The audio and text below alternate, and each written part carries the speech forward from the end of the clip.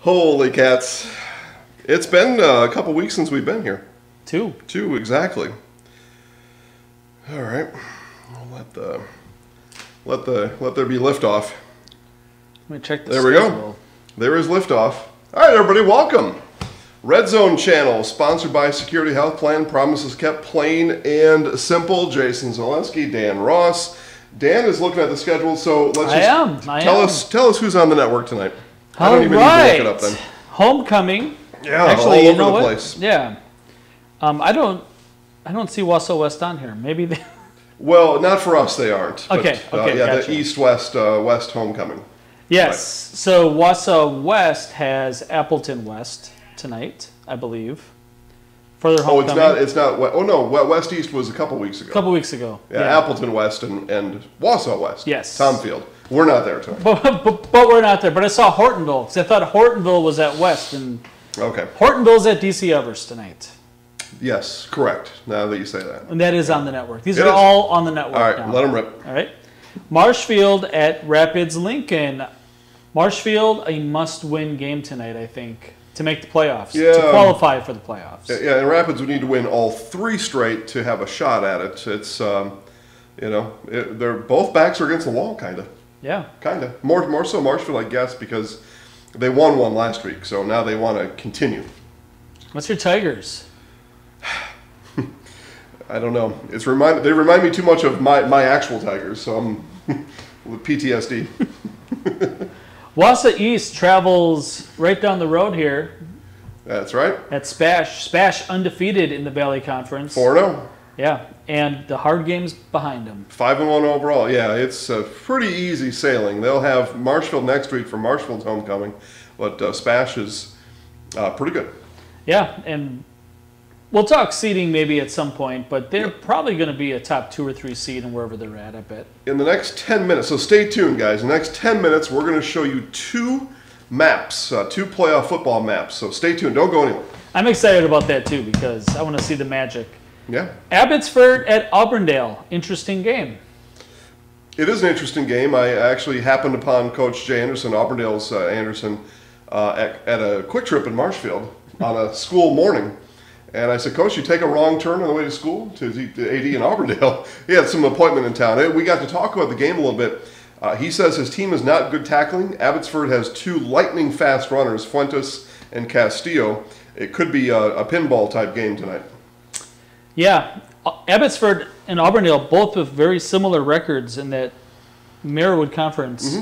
Both fighting for playoff spots. Probably will end up getting them because of some crossover wins, but yeah, a good litmus test for both teams there. Superior goes to battle the Old Abes. Yep, so they go down Highway 53. Pretty far. Yeah, I mean, it's pretty long ways. I don't know much about Superior, so I don't have any comments, but Memorial, obviously would like to have a conference win as they look to make some sort of a playoff push. Yeah. I think they have one conference win coming in, so they're going to need to run a couple here. Tonight's a good night for it. Yep. The Edgar Wildcats go on the road to play Pittsville. Yeah. Pittsville with a big opportunity to turn heads tonight.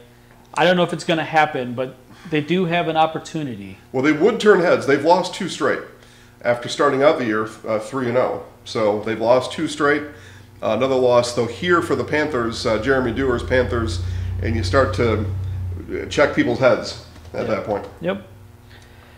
GNC battle, Mosinee is going to beat Anago. Follow that game. You never know what's going to happen. Red Robins. Yum. Yeah, Mosinee, that's what they think of the Red Robins. Just a yummy treat tonight. Yeah. Mosinee, very good this year. Anago, not their best season. No.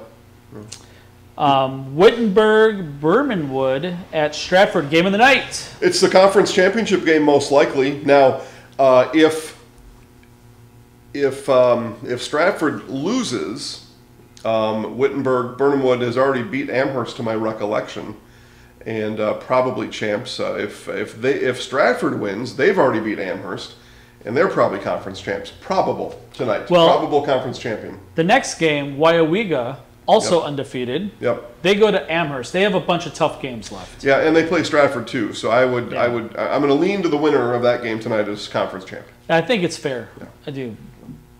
And I left the best for last. the Nakusa Papermakers at the Spencer Columbus Rockets. It's one of our featured games for the moment. We've got a couple really TVs is. in front of us. Maybe we'll show you the set here someday. But the winner gets their first win of the year, and somebody has got to win the game. That's a rule. Well, there won't be any lightning tonight. So somebody's going to win their first game of the season tonight. I don't believe it. It's rained like 7 straight days. In Wausau. And I think it's just over your house. The rest of the town, It no. could be, because my grass hasn't grown all summer, and it's grown a foot in the last week. Yeah, I buried the lawnmower a month ago already. I'm done with it. So 10 All right. games, 10 games on the schedule. Pretty solid. Yeah, we've had more. We're not a peak for sure, but what happens during the conference season is all these teams we cover and broadcast live, they start playing each other. Yeah. So you take 2, which would be 2 games early in the season. Now it's 1 because they're playing each other. So 10 seems like a slouch for us, but I guarantee we're all working hard tonight. 2 football games tomorrow as well. And 2 football games tomorrow. You'll be at one of them. You've got Newman 8-player football, and then Pacelli goes all the way down to Kingdom Prep, which I think is somewhere near Kingdom Come. It's in the southeastern part of the state, but Pacelli go down there. That's a non-conference. They lost Wild Rose in conference, so you get to go play an extra game. So they're going to go play Kingdom Prep, who we saw play basketball last year. Yeah, we did. You know, speaking of basketball, it's a brand new school. I think it was their second. This is maybe the 3rd year in existence. Yeah, they were pretty good. Okay. Yeah, okay. Speaking of Pacelli in basketball, all right. There was a poll put out by Mr. Mark Miller, friend of the show, Mark Miller, asking who the preseason #1 basketball team should be in Division V boys. The #1 vote getter was Pacelli. Last time I checked. It ended a sliver over Columbus Catholic, and okay.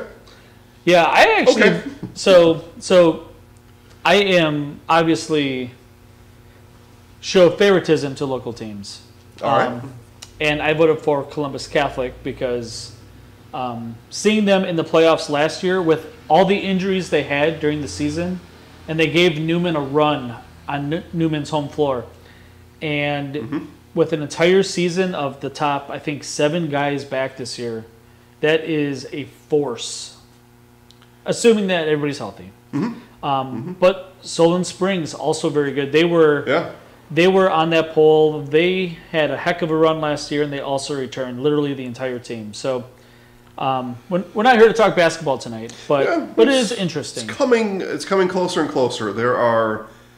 I got to do some math here. 3 weeks, 3 weeks and some. 39 minus 3 is 36. 36 days till the first girls basketball practice, and then so the boys then 43 days till the first boys basketball practice. So I mean it's behind this wall right here where most of the planning takes place. That planning is already underway for basketball. Yeah, and then tell you what, Dan, while I get camera organized for some fun we're going to have with arts and crafts time, how about you tell the folks what we did last night at volleyball? Yeah, last night we were up at Wausau West Fieldhouse for the pink game. It's Wausau East visiting Wausau West. They swap it every year for Breast Cancer Awareness Night. Probably had a couple thousand people in attendance, I would say. There were a lot. It was a sweaty gym. It was sweaty where we were. It was. And all that. Yes, it was. But yeah, raised several $1,000s for breast cancer awareness. They had breast cancer survivors that came up were recognized. Yeah, about a dozen of them that were out there. Yeah, and they had one local, someone in the community with affiliation to the school that came up, and she's currently going through treatment. So it was a really special moment for her and the family. Yeah, it was a really good night. Close volleyball game. Loud, a lot of spirit. Yeah, it was fun. We had a good time. Those survivors you talked about, they're on the highlight. So highlighted that game on Facebook, Zaleski Sports Wausau, and the lady undergoing treatment is on that. They're all in the front part of that highlight, so you can watch them all right on there. It's pretty cool stuff, like Dan said. All right, we're gonna turn the camera. By the way, we've got Scotty's Pizza here. I'm excited. I know you've been looking I'm forward excited. to it. All right, let's see here. I'm gonna wind my way around pretty tight space over here. Oh, you're going to show everybody the studio. We're going to the maps. I like it. We're going to the maps. Am I always in that? I'm surprised you don't have 2 cameras. You can just switch to it. Yeah, well, I'm not that ready for it yet. Plus, one of my maps took a tumble there, it looks like. So we'll have to fix that up. But there we go. There's some maps. Yeah, they can't see that. Well, I can. I don't know. Okay. All right. I don't know why. The tape is a mystery to me, Dan. Tape is a mystery to me. It works most times, but when it doesn't, it doesn't, and it sucks when it doesn't work. These are here temporarily, just for this kind of presentation anyway. Okay, so listen up, class. Here we go. I feel like I'm kind of a teacher, though. We better move this a little bit more. There we go. Now everybody can see. Okay, so we're going to take a look at Division 7. So there are 224 teams that make the playoffs in football. I believe that's the case. That sounds right. Verify some numbers. By the way, I'm looking at the WIS Sports website. This is Travis Wilson's report, friend of the show. 32 times 7. That 224. It is. Okay. We could create this same chart that Travis does, but he does it so well and he does it already. So that's what I look at. So credit to Travis Wilson here for making this possible. So Travis has got teams that are have a guaranteed conference record over 500, and these are the teams in Division 7 that have already clinched the playoffs. Pepin, Alma, Pepin, Cochran, Fountain City. Yep. Do we keep losing it there? Yeah, it's moving. Here. I got too many things tied to it. That's why. Now she'll stay. All right. Alma, Pepin, Cochran, Fountain City, Spring Valley, Edgar, Cashton, and I wish them nothing but the worst because they've got the worst logo. They stole the Philadelphia Eagles logo. So Cashton, I hope you lose in the first round. It said Edgar. They're not going to. I hope they do. Hillsborough, Blackhawk, Warren, Johnson Creek, and Reedsville. So those nine teams so far. 9 teams in Division 7 as of right now, 6:45, have guaranteed themselves a spot in the playoffs. How do you know that they're in Division 7? Because these are pretty much by far the smallest schools in the state, of which there are only 2 with enrollments over 200. Everybody else, I mean, there's a 149, all the Pepin, 149 kids. That's one of the smallest in the state. But there's just a couple with enrollments over 200. Edgar's at 201, Blackhawk, Warren, a combo school down there, 204. So how this math works is you take the smallest 32, right? Okay. Yep. Sure, I got my math right here. Yep. The smallest 32, and they're automatically in Division 7. Then you take, we'll talk about Division 1 here in a moment, you take the largest 32, and they're automatically in Division 1. There's no debating those two things. And that's why I present to you just these 2 maps tonight. Because these teams, once they get slotted here, they will not move out of 7 or 1. They will be locked in just because of the size or the lack of size, the sheer size of the school. 2, 3, 4, 5, and 6 can be very fluid, especially on the edges. And so we're going to wait till a couple, we'll do this again on Wednesday. Okay. After tonight's games, we'll be able to kind of lock some things in with 2, 3, 4, 5, and 6. It'll all start to kind of come into shape after tonight. Because, folks, after tonight, only 2 more games remain on the regular season schedule. So this will start to really form after tonight and through the night, really. And Dan and I will talk about these teams as we go. But Division 7, these teams are locked in. Spring Valley, Pepin, Alma, Cochran, Fountain City, Cashton, I hope you lose in level 1, Hillsborough, Blackhawk, Warren, Johnson Creek, Reedsville, Edgar. Locked in. Somebody's bitter about the Cowboys losing this week. I just don't like the Eagles. Okay. Now we move to Division 1. So these are divisions. You get to see this live. How many teams we got? Well, I don't know. About the same number. Okay. Maybe a couple less, but all right, class, let's count as we go. Okay? So we've got Franklin, Milwaukee Area School. Looks like a wildcat or a panther. It's a saber. A saber, okay. A saber is a saber-toothed tiger. I like it. Yep, exactly what it is. Kimberly Papermakers. Dan and I are going to see Kimberly in action next week. Homecoming! Pequanno, we get to see Shiloh the horse again next week. Oh. 2 out of 3 weeks. Count me in. We're living large, man. Count me in. The Bayport Pirates. Very good program. Yeah, I mean, year in, year out, right? Always seems to be on this map. Bayport Pirates. Okay. A team that we talk about a lot because they're only a couple blocks away, the Smash Panthers, who have dropped to the floor. I do not hope that's what happens to them come playoff time. I hope that people at home think that you do arts and crafts all day long. They probably do. That's what they probably already think. So the Smash Panthers are locked in. They are undefeated in conference. How about Sussex, the Hamilton Chargers? Right down here. They are in. How about another Milwaukee school? No surprise, right? Suburban Milwaukee. Muskego. I will. Oh no. McQuanago. Oh no. I know. We meant we're gonna have to redo that one some other day. Right? So Muskego just dropped behind the radiator. Hudson almost in Minnesota. Dan and I have been there a couple of times. Yeah, it's a nice town. And then my Verona. Right by Madison. Right there. And then I dropped McQuanago. I dropped McQuanago. They go there. Here, we'll Is it McQuanago or is it Muskego? let me get it right. Muskego. McQuanago will qualify tonight, I'm quite sure. Yeah. So Muskego's #1 in the state. there. Yeah. Yeah. By every opinion poll plus here at Zaleski. Yeah. Okay, there we go. That's what they are right there. All right. So what's the Okay. purpose of the map? Division 1. All right.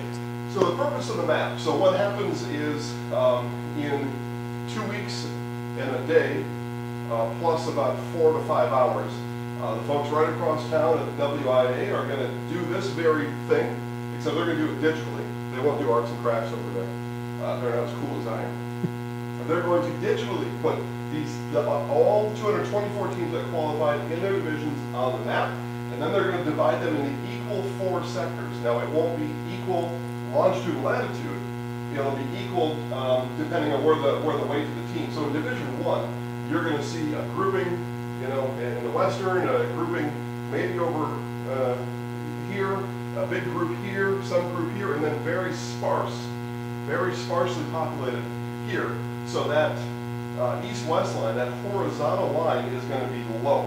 Yep, makes sense. Okay? Because we got to capture, we got to split these cities into 4 different quadrants, but they have to be done in a weighted way. Same thing here. Division 7 is not going to be a whole lot different than Division 1. We're going to see a grouping kind of in the what do they call it, the driftless area. We'll see another grouping, kind of here, another one along the lake shore, and a couple in Eau Claire. But again, that horizontal line is going to start drifting further and further south. And then what we look forward to, and I know a lot of folks watching our Actor Wildcats fans, they start to find out how long or how far is that vertical line going to go. Because there's going to be Regis over here at some point soon, and some of the other ranked teams, and where am I going to fit? But the state is split into 4 quadrants. They do it as fairly as possible. Make sure that you watch. In a couple weeks, it'll be Dan and I doing 2 weeks away. Our coaches show. And with that, we'll have a representative from the WI explaining how they construct the maps. But I'm telling you right now how it's done. So, yeah. Yeah, it's really interesting because there's sometimes we have 10 teams that are kind of all bundled together, and they have to figure out who is going to go more east and who's going to go south maybe, or... Correct. Yeah.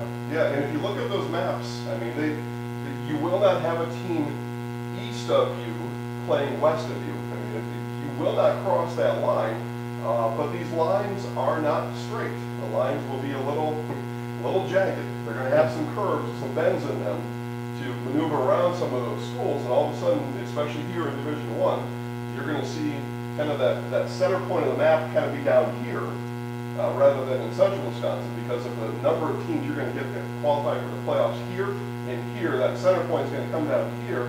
And then you're going to have teams down here that only are traveling a couple miles for their playoff game. And you're going to have a team like, Smash is going to host the game most likely. They're going to have a Division 1 team, somewhere else have to travel all that way up there. But yeah, interesting times ahead. Fun times ahead. Yeah, are we still going to do the maps next, or 2 Fridays from now? This is, so Division 1 and 7 are here. And then as I have time next week, we will put all 7 maps on this wall. I like it. They'll all be right here, and they will be available to VIP members. ZaleskiSports.com. Go click VIP, sign yourself up. Just $5 a month to be a VIP, and you get to see all that. This is all you get to see today. That's it. Well, because we can't do the other divisions yet. That part is true, and plus, this is reserved for our VIP members anyway. Oh, spoiler alert. Preference to our VIP folks. Yep. Okay. Spoiler alert. We're Is it about almost kickoff? 7 to 8 minutes away from kickoff. Getting there. Maps. What a time to be alive. Yes. So, what are you interested in seeing tonight? What is it? The Stratford game? Yeah, I really am interested in that game because for a couple of reasons, I guess. I haven't seen a lot of the Wittenberg-Burnhamwood Chargers, so I'm going to be zeroed in on that. Stratford gets to host the game, and that's still a big deal, even at the high school level. Yeah. Get to play in your own place, you get to sit in your own locker room, you get to do your own stuff, do your routine, and especially in that first quarter, that gives you the best chance to jump out to a good start when you play at home. So you would think it's tilted towards Stratford, but the Chargers are still a good football team. And it's not that far removed from when Stratford laid an egg against Edgar a couple weeks ago. That wasn't that long ago. That was a really weird game, wasn't it? Stratford has had a fantastic season except for one game. Yeah. And we talked about it here at the studio the next week, and talking to Stratford people, we don't talk about it. It never really happened to us. They don't want to talk about it, yeah. Yeah. Edgar probably love to talk about it. Edgar's had a fantastic year. Their one loss was to Ellsworth, and they've been not doing so well lately. Ellsworth. Is that right? Yeah. I haven't caught up with Ellsworth. Yeah, not doing splendid this year. So there might be some injuries or something. It's really hard to say. For teams outside our purview. All right, I'm just getting our red zone screens lined up here. Dan and I are going to move to the bottom right of the screen, as we always do. That's where we belong. It is where we belong. Bottom right. We're lucky we go that far up. There's a whole bunch of teams that are going to qualify for the playoffs. Tonight. With just one loss. A lot of teams will. If we were to populate the map after the games tonight, we would probably get double the teams, I would say. Well, let's talk about that a little bit as we bring our Red Zone Channel official. Again, Red Zone Channel, sponsored by Security Health Plan. Promise is kept. Plain and simple, National Anthem is going on in Auburndale. Dan, for the moment, we're giving the folks Wittenberg, Burnhamwood, Stratford, Marshfield and Wisconsin Rapids, and Nakusa and Spencer Columbus. If you want to see a different game on that screen, I would take opinions from you folks that are watching. That's what we'll start with. So over the last 4 years, I'm going to give it we're on a pretty the steepest incline we've seen in the state of teams moving from 11 to 8. And so what that means is because there are fewer teams now in the 11-player format, a lesser record is more probable to get you into the playoffs. That's the result of all the moving around, and why Dan said that. It wasn't that long ago. If you had 3 losses, you were really biting your nails, or 3 wins, sorry. Yeah. But now you had some data about that, but there could be 40, 50, 60 teams maybe. Yeah. With that many losses and only 3 wins in the playoffs. Yeah, so everybody who gets 4 conference wins makes it. You just mentioned that. Yep. There's going to be a whole bunch of teams at 3 and 4 in conference. And I'm willing to bet nearly all of them make it. And there are mathematical tiebreakers. This isn't a NCAA selection show type thing where... Right. No human intervention. It's good. It's better. Humans make mistakes all the time. I make 8 mistakes a day, at least. Plus you have preconceived notions. Yeah, for sure. Yeah. Oh, they're usually really good. They should probably be in the playoffs. Well, you know what? It's a different class, different team. Mm-hmm. But yeah, so we will be able to tell who's in the playoffs 2 Fridays from now. Well, yeah, we'll for sure know that. We'll have some pretty good indications. It'll have to be some guesses a little bit, even after week 8. I think some of us will be able to look at the schedule coming into that last Friday and have some degree of certainty to say, yep, they're probably going to win, they're probably going to win, and start to really fill it in. Yeah, and Travis Wilson does that. Feel free to go to wisports.net. Yeah. Travis has their playoff report. It's a really good read. I read it as soon as it's up every week. Teams that have clinched, teams that need one win to clinch. And then even projecting the last week, he does a good job of saying, barring upsets, this is what the playoff field looks like, and there's always upsets, right? Always upsets. It's football. So, and a few times over the last few years, I hate to say once a year, but it seems like it's been about that. There have been teams that are self-selecting out of the playoffs. Something has happened in that team, and they say we're not competing this year. So there's always a little bit of movement right at the end. And again, when I was finding these teams and I was reading through those, that was right off of WisSports, and Travis Wilson, credit to Travis. So yeah, feel free, go read there. Yeah. Again, we would do it. We've got all the abilities to do it, but he already does it. Yeah, it's wasted work. It's a waste of time for us, so we'll just take wasted work. We love Travis. Yeah. What we have that Travis doesn't have is the mathematical formula for the teams that do make it. Where will they be seated? That's right. More so for basketball, I think, just because we know ahead of time, with a week or two to go, we could pretty much tell you what the seeds will be for basketball. For football, it's a little bit different because there's less games, for one, but for two, we don't know who's in what division, and even if once we know what teams are in the divisions, looking at the map, maybe our interpretation of where the 4 groups of 8 are, where that line is that you talked about, sometimes the WIAA decides to send a different team a different way. And yeah, I think I've got that part figured out. Whatever I don't know, I'll be able to kind of sew those buttons on when I talk to. At this point, it seems like Tom Shafransky, who's the football commissioner in the state for high school football, will be on with me in 2 weeks. And they do, if possible, they do try to separate undefeated teams, right? So that you don't have... That line, that border's got to be really close, though. But it does. Yeah, we'll ask Tom about that when we speak to him. How much human intervention comes in, because that's a key part of the whole thing.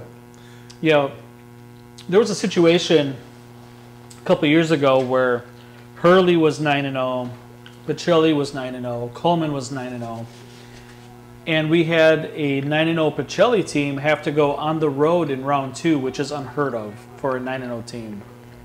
Probably the first time ever, I would say. Probably the first time ever. So that particular reason, if you look at the map, you have Pacelli, Hurley, Coleman. They're all top. They're all northern teams. Pacelli kind of in the middle. But again, if you look at the map of playoff qualifiers, the northern half of the state, not that many schools.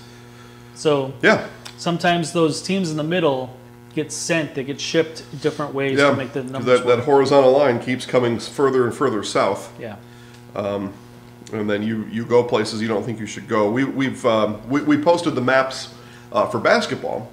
Now that was nothing special other than just hours and hours of work doing all those. But you were on vacation, weren't you? I was somewhere. Yeah, that's fine. I think it was in Hawaii. Yeah. It was like, you know what? I think I'm going to look at these basketball maps. That's and fine. Map them out. I can only relax so much.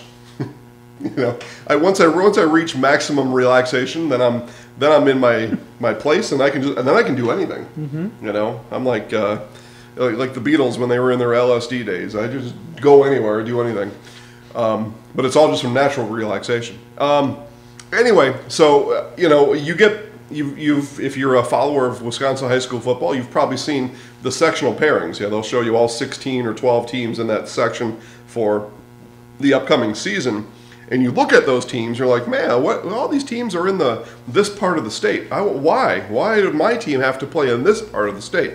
Well, we have those maps that are out there, and once you see how the lines are divided, it makes total sense why it happened.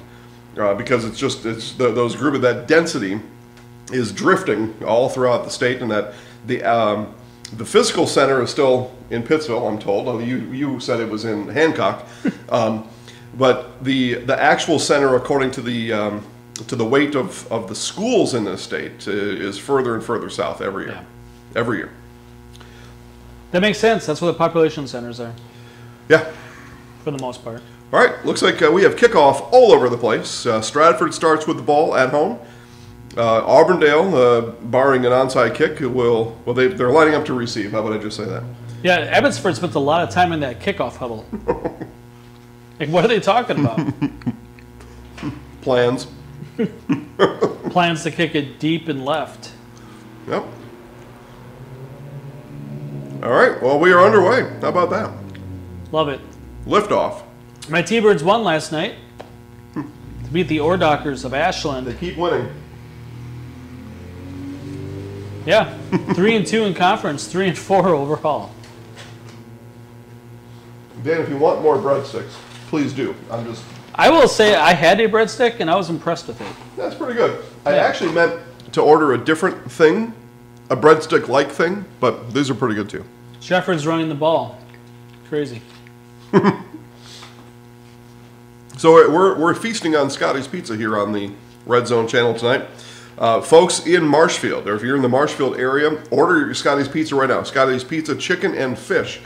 So it is Fish Fry Friday. You can get that at Scotty's. They'll deliver anywhere in the city limits of Marshfield. And if you ask real nice, they even go a little bit further. But money talks. So that's my recommendation for you. But if you're in Marshfield, order your Scotty's right now. That's what we're having. I have seen the commercial so many times and I've never had it. Well, tonight's your big night. So what Dan and we've got two pizzas here. So what we're going to start with is the Scotty's pepperoni. That's our starting point. And then we'll graduate Dan to something else. I feel like it's like Hot Wings, that show. But we're going to start you off with something. Well, I'm a big fan of Dave Portnoy, Barstool fame. Yep. I got to be a real big fan of Dave when he was keeping all the pizza places alive during the summer of 2020, spring and summer of 2020. He had places sending him pizza from all over the country. All frozen pizza, obviously, but he had those places sending him, and then he would give them ratings and then encourage you to go buy that pizza. First, it was just New York City where he lives. He lives in Lower Manhattan. But every time a pizza would come in, people would get excited around the country about that pizza, and they'd order it, and he was keeping these places in business. So how he does it is it's cheese pizza only, because that's your common denominator across the board, right? So let's just compare apples to apples. It is vanilla. Yeah. Compare cheese to cheese, and he would give sauce to sauce. Give them the sauce and the cheese and the crust, and those are the three things. So the pepperoni's a level above that, but cheese is just too boring for me. Got to be something else. So dig in. You know, one of my favorite parts of COVID, and I mean, it doesn't take a lot to make this list, right? One of my favorite things of COVID was when there were no sports. I was not happy about no sports. Hi, Christy. Thanks for watching. But when there were no sports, you would go to Twitch. You go online. You saw Big Cat playing as a college football team. Terrible at the game. And then also, I'm a big college basketball fan. I'm a big basketball fan anyway. So Big Cat, the Chicago area Barstool representative. Yes. Okay. Yep. He was playing with Northern Illinois, I think, at the time, and he was playing seasons, right? Because short 10-game season or 12 games or whatever it is, and he would have 140,000 people watching him, like judging him on how bad he's playing this game, right? Then when it was March Madness time and there was no March Madness because it got canceled like right at March Madness. They had some sort of PlayStation college basketball game. There hasn't been one in 15 years now or something. And they had the actual bracket, and they would have the computer playing itself. And they would broadcast this thing. And just having a camera or having the game streamed, this guy had 45,000 people watching this, all cheering and fake internet gambling these things, right? Yeah, interesting. Is that the same one that Wisconsin won? So Wisconsin won one of them. They were national champs. It might have been. And people It might have been. people sold and bought shirts. Wisconsin Badgers NCAA champions. Now, I know the team from that year. That was not going to happen. No. Well, yeah, because they don't have updated rosters. It was Yeah. from like 2004 or something. The last time they had a game. Shefford had to punt. Stratford did punt. They attempted a reverse on 3rd and 9. They got about 6. Yeah. So 4th and 3 punt. Auburndale has moved right down the field. They're in the Security Health Plan red zone. They are. Security Health Plan, promises kept, plain and simple. SecurityHealth.org will lead you the rest of the way. It's going to be 2nd and about 4 from the 7-yard line. And substitutions coming in. All right. So Dan's gonna grade us on his first bite of pepperoni. It's good. Yeah. The sauce is zesty, but not overpowering. Yeah. Tastes like Italian sauce. It's good. Yeah. This guy's been making pizza for a long time. He started when he was in high school with the pizza business. It's been at least 3 years. I think Scotty's 3 years older than I am, I think. Oh, so like 30 years. Yeah. So I was a freshman. I think he was a senior. Pretty sure. We've been friends ever since, though. Did he make pizza back then? Yeah. All right. Yeah. I think he started it his junior year, if I'm not, maybe his senior year. But been going for a long, long time. Long time. So it wasn't a family thing. They just took over. It Nope. was. No. No. His pizza joint. Yep. Entrepreneur, Scotty Berg. So we got pepperoni now, and then the folks at home that are from Marshfield that have had Scotty's Pizza before are going to look forward to us eating broccoli, bacon, and cheese. Wow. That Yeah. is unexpected. Yeah. It's I think it's his I mean, maybe aside from cheese or pepperoni, but it's the most ordered pizza. Yeah. I like all those things. Yep. Yeah. And the other, if we were going to have 3, and I think we might struggle to eat 2, but if we were going to have a third, then you go drunken chicken after that one. Yeah. Deep fried chicken cut up, and it's amazing. The whole thing is, I mean, everything there is great. Everything there is great. And beyond that, Scotty is a huge supporter of local high school sports. High school, they're just schools, and he's got, at the Marshfield Hockey Rink, he's got his own seat.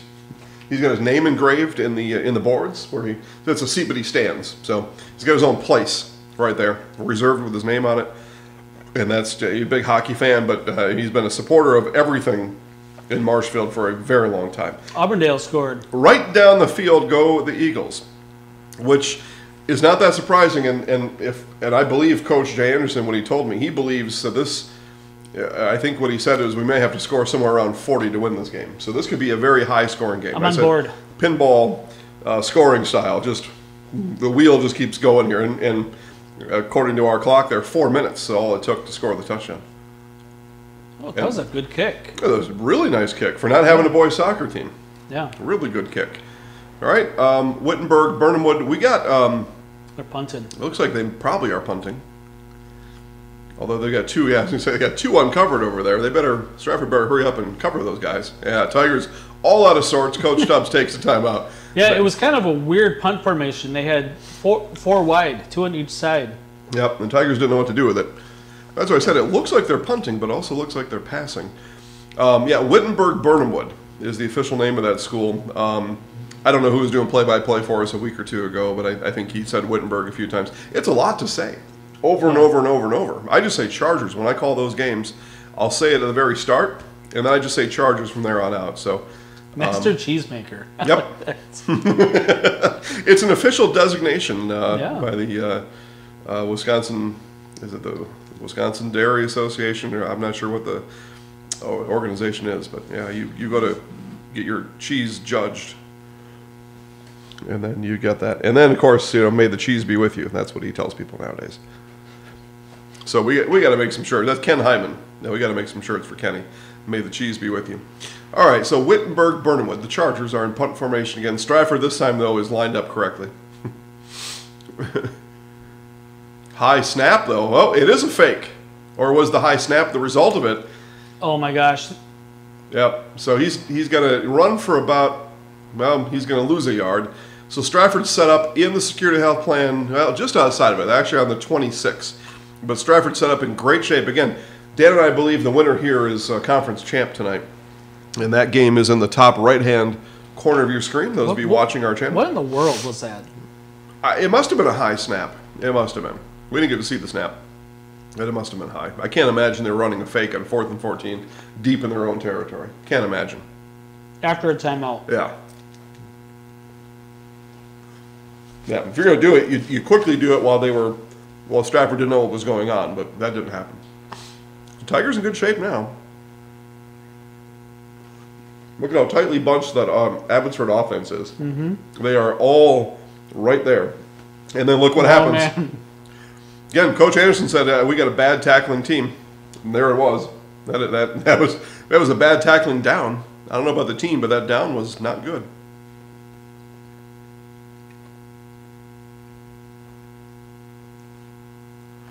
So off and running here. Let's. Looks like Abbotsford's got some beef on that line. You know, I don't know how it all works in this way, but they always do. And then they always have these really fast backs in Abbotsford. So I'm just the type of kids that live around there, I guess. And which works out for Coach Jake Natmiller, because you got the road graders that can make a few holes, and then guys that can run, 4.5, 4.6, or they just go. Was I talking to you about the video of the offensive lineman coming to the stadium in the hog trailer? I saw it. I don't think you told me. I did see it. I don't know where that was. That's a great idea. Did you see where that was? I thought it was. You think it was in Wisconsin? I thought so, yeah. Oh. Yeah, so a truck drove a trailer for hogs up on the track right behind the bench area. Mm-hmm. And the trailer's shaking, and someone comes and opens it up, and the offensive linemen just pour out like the 12 linemen on the team. Well, the trailer was shaking. Yeah. The whole way down that track. I'm surprised the hitch didn't fall off. Yeah. But it's probably a heavy duty thing there. I don't know a lot about trucks. You drive a Tesla. That says it all. Yeah. I know what a truck looks like. That's about it. And I've never had an interest in a truck. Stratford now is in the security health plan red zone. Promise is kept plain and simple. Well, ball's loose. Calm down. Mm-hmm. Big Kohler Kilty there trying to find his way to the end zone. Stratford down to the 6. Now Rita watching. Hey, Rita. Yeah. I think it's 1st and goal for the Tigers. 1st and 10 for the Falcons of Abbotsford. Mm-hmm. Yep. You're right. Yeah. Yep, from the Auburndale 40, but referee comes and signals first down. So first down it is. Code on the bottom, 91, let me sure we get that right, 9183. I'll tell you what that is in just a minute. It's good news for folks that are watching, though, so pay attention.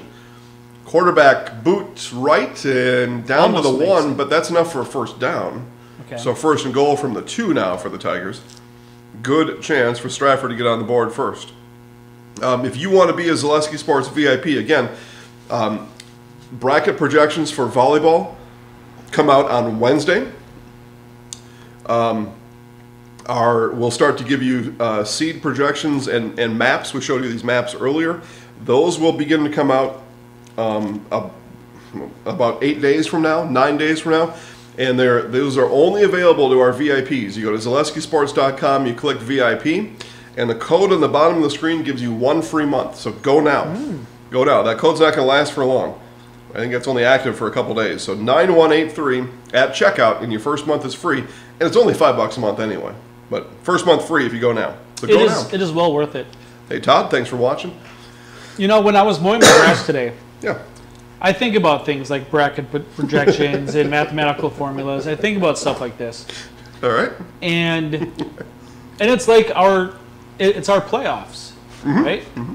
Like it's exciting for us because we like the administration of sports, and that's a bad kick. No boys soccer team in Stratford. Extra point, no good. Did not quite make it there. And we We obviously don't have eligibility. We are more than 19 years old at August 1st or whatever the deadline is. Yeah, I think I was. And yeah, it feels good to be able to give something back to the student athletes that we get to watch every week, 5-6 days a week, honestly. Yeah.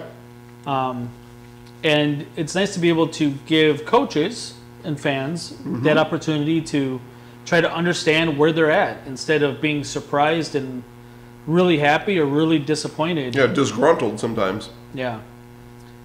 There were a few cases last year where took a lot of flack. Like, what do you mean we're going to be this seed? And then like, oh, yeah, you guys were right. You're right. Yeah. Abbotsford is down to the 1 yard line. They are in the security health plan red zone. So again, Auburndale right down the field, 4 minutes touchdown. Abbotsford right back the other way. Yeah. They've had the ball for about 5 minutes, and they're on the 2 yard line. Abbotsford hasn't even thought about throwing the ball. No. I don't know if they ever do. But this game for sure, there's no reason. If you're getting 10, 12 yards a carry, no need to throw the football. Yeah, a couple straight years starting quick, 4-0, something around there. Yeah. And in Abbotsford answers back. Now, they also do not have a boys soccer team. My first time really focusing in on Abbotsford this year. So I'm eager to see if they're going to kick an extra point. It looks like the offense on the field now. Well, they might also understand. Nope, here comes the tee. Never mind. Yeah, you can tell if the officials go to the goalpost. Okay. I'm surprised that they didn't just figure this is going to be a 2-point conversion game. Whoever gets more twos wins. Yeah, and if Auburndale is going to kick extra points, you only need to make half of your 2-point conversions if you're Abbotsford anyway. And if you happen to make 2/3 of them, you win the game. Yep. Yeah. A left-footed kicker. Now, so imagine that. No boys soccer team, and he missed the kick. But right. And a left-footed kicker at that. Tough break. Yeah, go for 2. Now they probably will go for 2 the next time. Yeah, but now you're chasing. Yeah, could be a deal though. Coach sent him out and said, "All right, if you make it, we'll let you do it again. But if you miss, that's it. That's it." All right. So Stratford 6-0, 7-6 Auburndale over Abbotsford. Marshfield and Wisconsin Rapids. Marshfield with a field goal. They lead 3-0. And who was my other game here? I got to move some stuff around in this. Oh yeah, Nakusa and Spencer Columbus. How about Wildega Amherst? Spencer Columbus 7, Nakusa nothing. Why we got Amherst? You'll have to update us on that one, Dan. I can only keep track of 4. That's my limit. Wildega Amherst is a big game. Yeah, loser there. Maybe not in jeopardy of missing the playoffs, but in jeopardy of going on the road in level 1 as a 6 seed, though.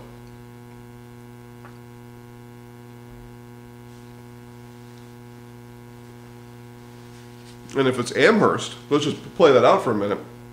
Amherst happens to lose that game. It could, I don't know anybody within 40 miles of Amherst that would have said, you know, when the season's done, we're probably going to be a 6 seed in level 1. That's not a good place to be. If they lose tonight. If they Amherst win, different is up story. a touchdown. Okay. That Amherst field is nice.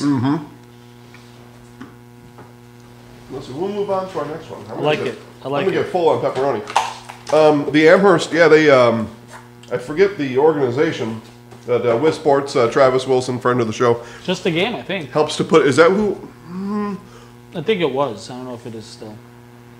They won a $25,000 prize 2 years ago? I don't think it was last year. Maybe it was. A lot of fans voted late. Yeah, so the company that put the turf in at 5 or 6 different stadiums then asked With Sports for their help to put together a contest where you could vote, and this company essentially reimbursed that school that won the voting. I believe it was $25,000. And Amherst had the most votes last year. I think it was last year. I am watching the commercial, the Amherst School commercial. school commercial, And they said 100 conference championships. I thought that was just football. I'm like, that's a lot. That's a lot of football conference championships in their history. I'd say a high school like that has probably had a football team for the last 60 or 70 years only. Maybe. Well, maybe they were in 50. 2 one year. I don't know. Well, maybe. Well, maybe they played fall and alt spring every year, twice a year. Maybe. Football is big in Amherst, so maybe. Right. So it's 7-0. Yeah, 7-0. All right. Yeah. And if Waiawega were to win that game, right? Waiawega Fremont. Yeah. On the other side, they'll begin to think about putting together a nice season. But they're coming right into the teeth of the schedule right now. I know they've got Stratford coming up. And Wittenberg. And Wittenberg, so they play the top 3 teams in the conference to finish the season. But I believe they are undefeated. So all they need to do is win one. They're not on this list yet, I don't think. Let's see. Jared, thanks for watching. Auburndale, famous Auburndale dude over there. We're talking about Waiawega here. Let's see. This pizza's legit. Scotty's Pizza commercial. There he is. And there's our bacon, broccoli, and cheese right there. And it's right here. Oh, you're eating it now. I'm eating it. It's good. Yeah, it's very good. Like I said, it's the most popular one there aside from, cheese or pepperoni or something like that. But the most ordered specialty pizza. There you go. Scotty's niece, Tessa, in the commercial there. Let's see here. Waiawega. Oh. Helps if I'm looking at the team names instead of the conference names. Yes, Waiawega are in the playoffs. Yep. So they are slotted right now in Division 6 and pretty solid. School enrollment at 291. That's pretty solid 6. Yeah, that's 6. You would say. Again, we had, our biggest one there was 214 in Division 7. Reedsville, I think, maybe. 214. And they're solidly in 7, so anything above that, but still in the 200 is going to be a 6. So anyway, Waiawega Fremont in the playoffs. So that makes me wonder then about Amherst probably needs one more win, though. Because they lost to Stratford, so they need at least one more win. Probably 2, because I think they also lost to Wittenberg-Burnetwood. All the fun stuff. And this is why you need to be a Zaleski Sports VIP, because everything that I'm guessing about right now gets all consolidated over the next few days and is just at your fingertip. You click a button on your phone or on your laptop, and it's all right there for you. And it's just $5 a month, plus the first month right now with code 9183 is 0. You pay 0 the first month. Which, what we're talking about is the first month. Yeah, after the month's over, then we get into basketball stuff. Yep. Yeah, and there's all kinds of other stuff that we do too that gets put out there. All kinds of special features and other statistical breakdowns and neat information, and it's well worth it, like as Dan said. We put a lot of effort into it. So, can I talk about volleyball for a moment? Yeah. All right. It has to do with VIP, and then I won't go on about VIP all night. I'll probably even take that number off the screen. Oh, man. Auburndale's in trouble. Fumbled the punt snap. So it's going to be Abbotsford down by 1 in the security health plan red zone around the 15. Yeah, they lost 20 yards on that snap. So our volleyball rankings, and our rankings are VIP members only. And these are mathematical rankings. Nobody's opinion. Which is the point of what I'm going to tell you this story, and everybody listening at home had a volleyball parent. Their team was ranked number 1 by the coaches and by us up until this week. And the mathematical rankings, as they get into their conference play, their strength of schedule decreases. Mm-hmm. So their number, their seed score is what we call it, slipped down to 2. And so we have them ranked as number 2. And the coaches have them ranked as 1, and comment came on one of the social medias that Abbotsford right in, 12-yard touchdown run. Actually, that ball was spotted around the 4, but 1 play, 1 touchdown for Abbotsford. Abbotsford in the lead. So, volleyball parent sees his team drop from 1 to 2 in the rankings, and he's scolding us on social media. I'll trust the coaches. Oh, really? Okay. You shouldn't. So, your volleyball coach has researched, and they're asked to vote every week, right? Mm-hmm. They have researched likely outside of their conference, and in this particular team, none of their conference mates are ranked. They have researched outside of their conference maybe 1 hour, maybe, to this point. We put hundreds of hours in. So yeah, go ahead, trust the coaches. Trust your coach, who has put no study in, because there'd be no reason to at this point. There's no reason to study And you're telling me you're going to trust your coach to know everything about all 400 volleyball teams in the state? That's ridiculous. A ridiculous assertion. But whatever. He was just mad that his team slipped down to out of the top spot. I'll trust the coaches instead. Okay, go ahead, sir. Plus their rankings, right? I mean, it all gets settled on the floor anyway. Yeah. Plus, number 1 in the state, number 2 in the state. Like, what does it matter anyway? It doesn't. But you're That's just it. Is that ours aren't polls? It's nobody's opinion. Mathematical. It's nobody's opinion. And that's a totally different thing. And I suppose it's going to take some getting used to for folks around here. What that is. It's our 3rd year doing it, but it's going to take some getting used to. Especially if you're used to like college polls, right? Where the number 1 team, they're going to be number 1 until they lose, probably. Yeah, because it's somebody's opinion. Yeah. And it's you don't want to put that much time into sending a survey in each week. Right. For sure. And people, I don't think, realize that these coaches they're asked to send a survey in every week and to rank, the 50 teams or something like that, and they don't have time for that. No, they're trying to get ready for the next game. Some of the coaches don't have their email in there, so they don't even know that they're supposed to do it because they don't get the email. And maybe on purpose. Stratford. They only scored a touchdown. Oh, that was the 2-point conversion. Yep. So Stratford up 12-0. Score's a little fuzzy there. Stratford up to 12-0. Yeah. So most coaches, or some of the coaches, don't want to fill out that survey, so they just keep it in their email, or they'll. If you're a smart email person, you'll create a rule that automatically deletes it. But go ahead, guy. Trust your coach. That's fine. He said, "I'll trust the coaches." Yeah, go ahead. Yeah, and obviously a big component of those rankings is your strength of schedule. Yeah. So if the teams that you beat, if they continue to win after you play them, then they help you. If you play teams that, let's say they were, if they're in a really tough conference and they're really good out of conference, and then they start losing all their conference games, then that hurts you, right? So you want to play good teams. You want to beat good teams. Yep. And obviously, and we talked about this in basketball, come ranking times towards the end, is you can't help how your conference is, right? No. The Neillsville girls deal with this all the time, right? Because Neillsville girls usually, they've been state bound or sectional final bound for many years. Correct. In a row. Correct. And they are always ranked, and as they should, in the coaches poll, in the top 4, 5, 6.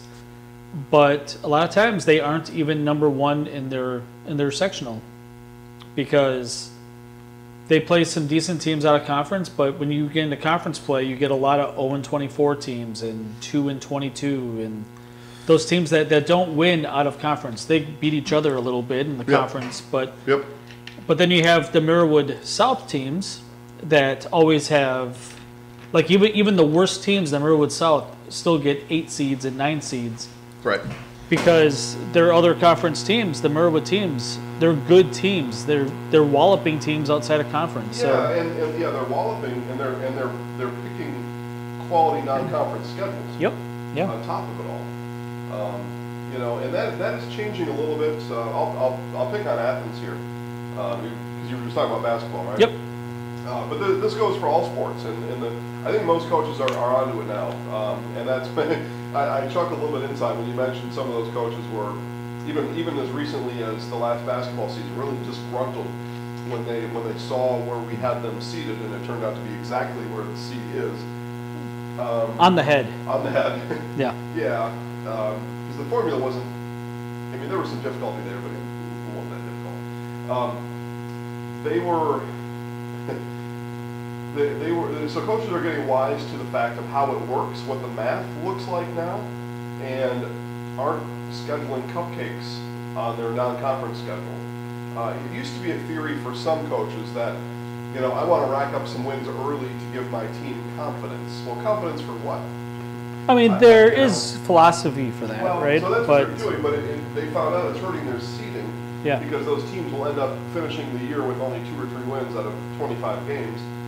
And so their seed score drops. And Athens was one recently. They had a really fine girls basketball team last year, I thought. Yeah, very good. And their non-conference schedule was lackluster. Lackluster. There was nothing there. It was just nothing there. And some folks, I'll leave the names out, but people with knowledge of the program, in the program, called and said, "Let me get this straight now." If we would have scheduled this team and maybe won or lost, we'd have a better seed at the end. Yes. Yep, it's true. That's how it is. You can beat the whatever out of somebody that's going to finish with 3 wins, and it's not going to help you. Not for the playoffs. Not for the playoffs. And if you want to, in my opinion now, you want to give your team confidence, just compete hard every day. Yeah, and as someone who has coached at this level, there is very little difference. If you have a good team, there's very little difference in if you're playing who ends up being a 3-20 team and a 10-10 team. Right. The 10-10 team helps you a lot more for a lot of reasons. You obviously don't want to lose. You want confidence.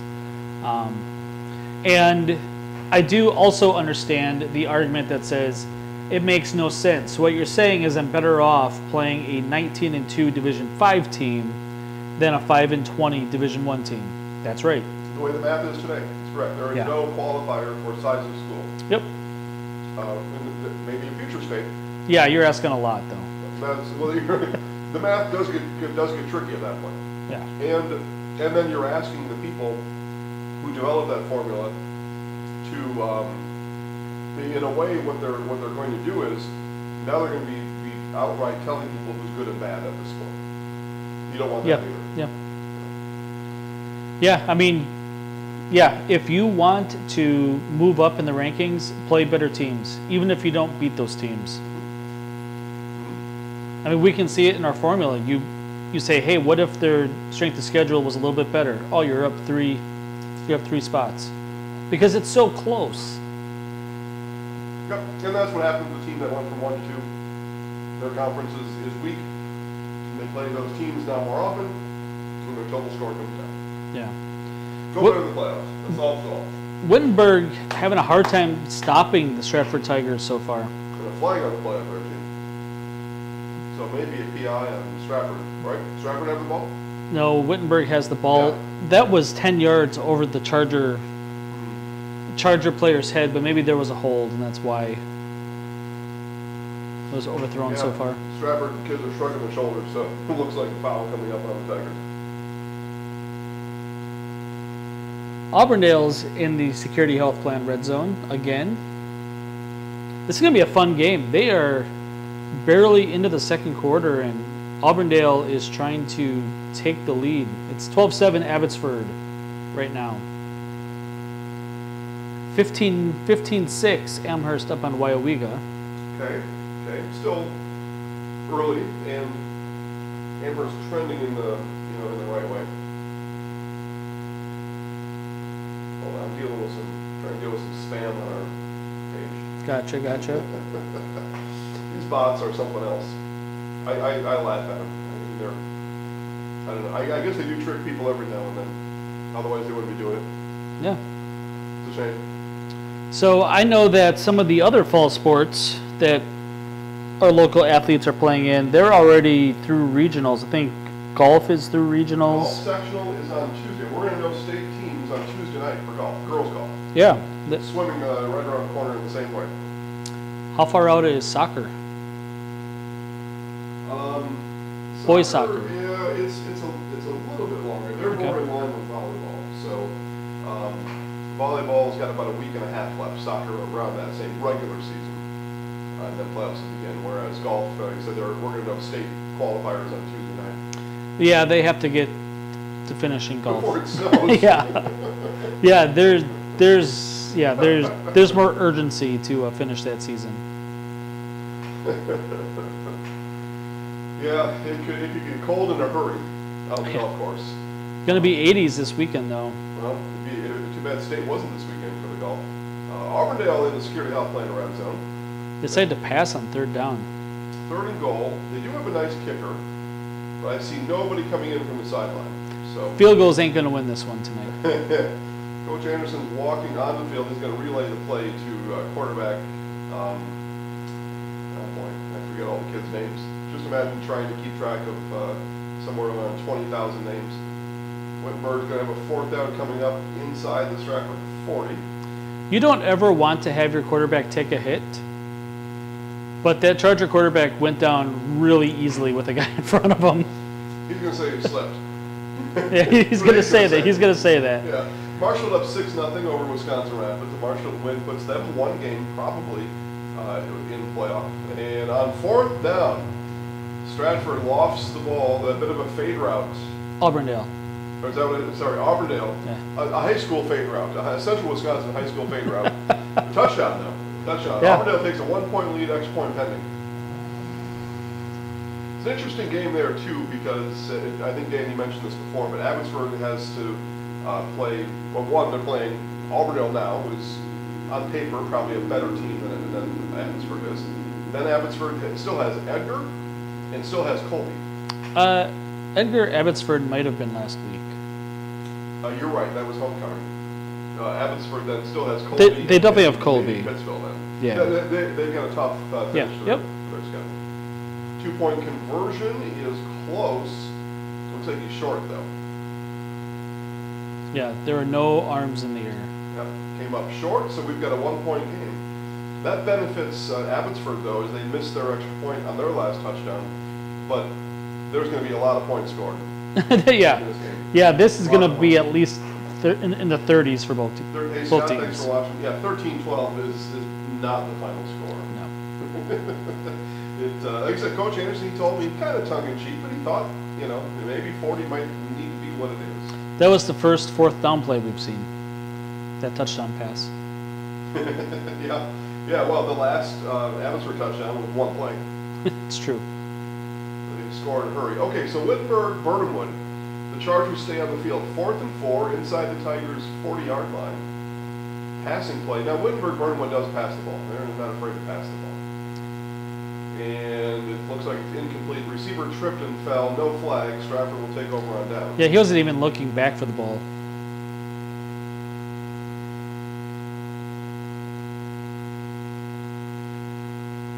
Okay, so Stratford will take over from their own 38-ish. Auburndale kicking off. Here comes the speed of the Falcons, though, Dan. And the poor tackling of Auburndale. The coach was right. They're not a solid tackling team at all. Not in the first quarter and a half here. Not a solid tackling team at all. And as the season wears on, that's going to hurt you. And you're this far in, there's probably not a fix. Nope. We're in week 7. There's probably not a fix anymore. As Denny Green once said, you are what you are. They are who we thought they were. That was a loss to Bears, right? Yeah. Yeah, they had that thing won, and Devin Hester had that big punt return. I think the Bears were undefeated at the time, too. They were 7-0, 8-0. Denny Green, may rest in peace. He was one of my favorite coaches to watch, especially in a press conference. He was so emotional. He was just out there. And I loved it. There's no coach, not a whole lot of coach speak out of Denny. No. And his teams were always pretty good. In Minnesota before Arizona. I think they were even called the Phoenix Cardinals when he was there. Maybe they just changed to Arizona. But anyway, his teams were always competitive, always kind of playoff, maybe win a couple playoff games. And so he was on TV a lot. So you got to kind of learn about Denny Green. There's a pass to the press box. Yeah, is that intentional grounding? Well, does it have to get to the line of scrimmage? It does have to get to the line of scrimmage in high school. But I don't know if the line of scrimmage goes around the world. If it does, then it was past the line of scrimmage. It was, yeah. If not, I mean, questionable. Yeah, I mean, that play is there so that the quarterback doesn't get hit. Abbotsford is going to run off a 70-yard touchdown. Ding, ding, ding, ding, ding, ding, ding, ding. There goes the pinball. Ding, ding, ding, ding, ding. I didn't even see anybody by him the whole way. He's just that fast. I think that was Fuentes. Christian Fuentes and J.V. Just a little guy. Short kid. Fast kid. Very fast. Very fast. To I guess put the PG spin on it, he's faster than a streak of poop. Yeah. They call it something else on the street, but you get On the the extra point streets. across. Did you watch any Ryder Cup today? No, but I woke up and I saw all these pictures, and our guys were flexing, and they had cigars and all. And then an hour into it, people were saying, I don't cheer for golf. So an hour into it, they must have been doing bad. It was shellacking today. It was, huh? I think it ended up 6.5, 1.5. That's not good. It was 4-0 after the first. Because I was told USA was going to run away with it. On paper. I was told. On paper, but like, see, I'm not a huge Ryder Cup fan. Hey, Tanner. But I will say that there is a lot to love about having a home field advantage, because these European fans, when the U.S. players hit a good shot, they're booing them up the fairway. And if they hit it in the water, it's like they just won the World Cup or something. They go absolutely bananas. And the fans are talking to the American players and like trying to rile them up. It's great. This is what golf should be. Yeah. It really should be. Why? Yeah, let the fans interact a little bit. Yeah. You can in every other sport. I never understood why in golf and tennis you have to be super quiet while they're performing. Like, cheer. Do you have to concentrate? I golf, people talk all the time. I don't care. I won't say the school, but I'll remind people that it was, one of the first weeks of high school sports in 2020. So things were just wild back then, right? And we were going to do tennis. We had kind of got familiar with tennis, and so we were there to do. It wasn't the first tennis we'd ever done, but it was early in the season. And the visiting team came. They saw us. They asked what we were doing there. We're just on one court. Yeah, bad tackling there by Abbotsford. Bad tackling everywhere. 31 combined points already. I think the over/under was at 80.5. Probably go over. Anyway, we're only there for one court. We just got one camera, one me, one producer, one court. We're just there for the singles, for the number one singles. That was it. Because the courts were big enough, and the singles don't play doubles, and so number one doubles were over there. We were just going to do number one singles and then leave, which is what we had done before. Visiting team comes in, they know who we are, they see us, they talk to the other coach, they say if we're going to broadcast it live, we're leaving. Why? Because they were worried that her player was going to hear me, and that would be a distraction. Were you doing play-by-play? I only talked during the changeover. Just like regular tennis on, NBC or whatever, right? They're not doing any play-by-play during the points. Just during changeover, they'll give you an update, or during a stoppage. Same thing, yeah. So no talking in tennis. There's the story. Well, we had a great time doing tennis, but as everything then, all the cooties went away. We just went back to our regular programming. But we were happy to do it. Because a lot of folks weren't very comfortable going out to those events. Yeah. Right? So we were happy to bring the camera and help whoever it was. Okay, so Auburndale at midfield already. They had a long kickoff and now rip off a 20-yard run, maybe even 25. So down to the Abbotsford 40. Yeah, there's no defense in this game at all. None at all. Abbotsford has not converted any of their touchdowns. They're at 18. Auburndale might win because they made one extra point. That may be all it takes, right? Yeah. You might as well go for two until Abbotsford gets one.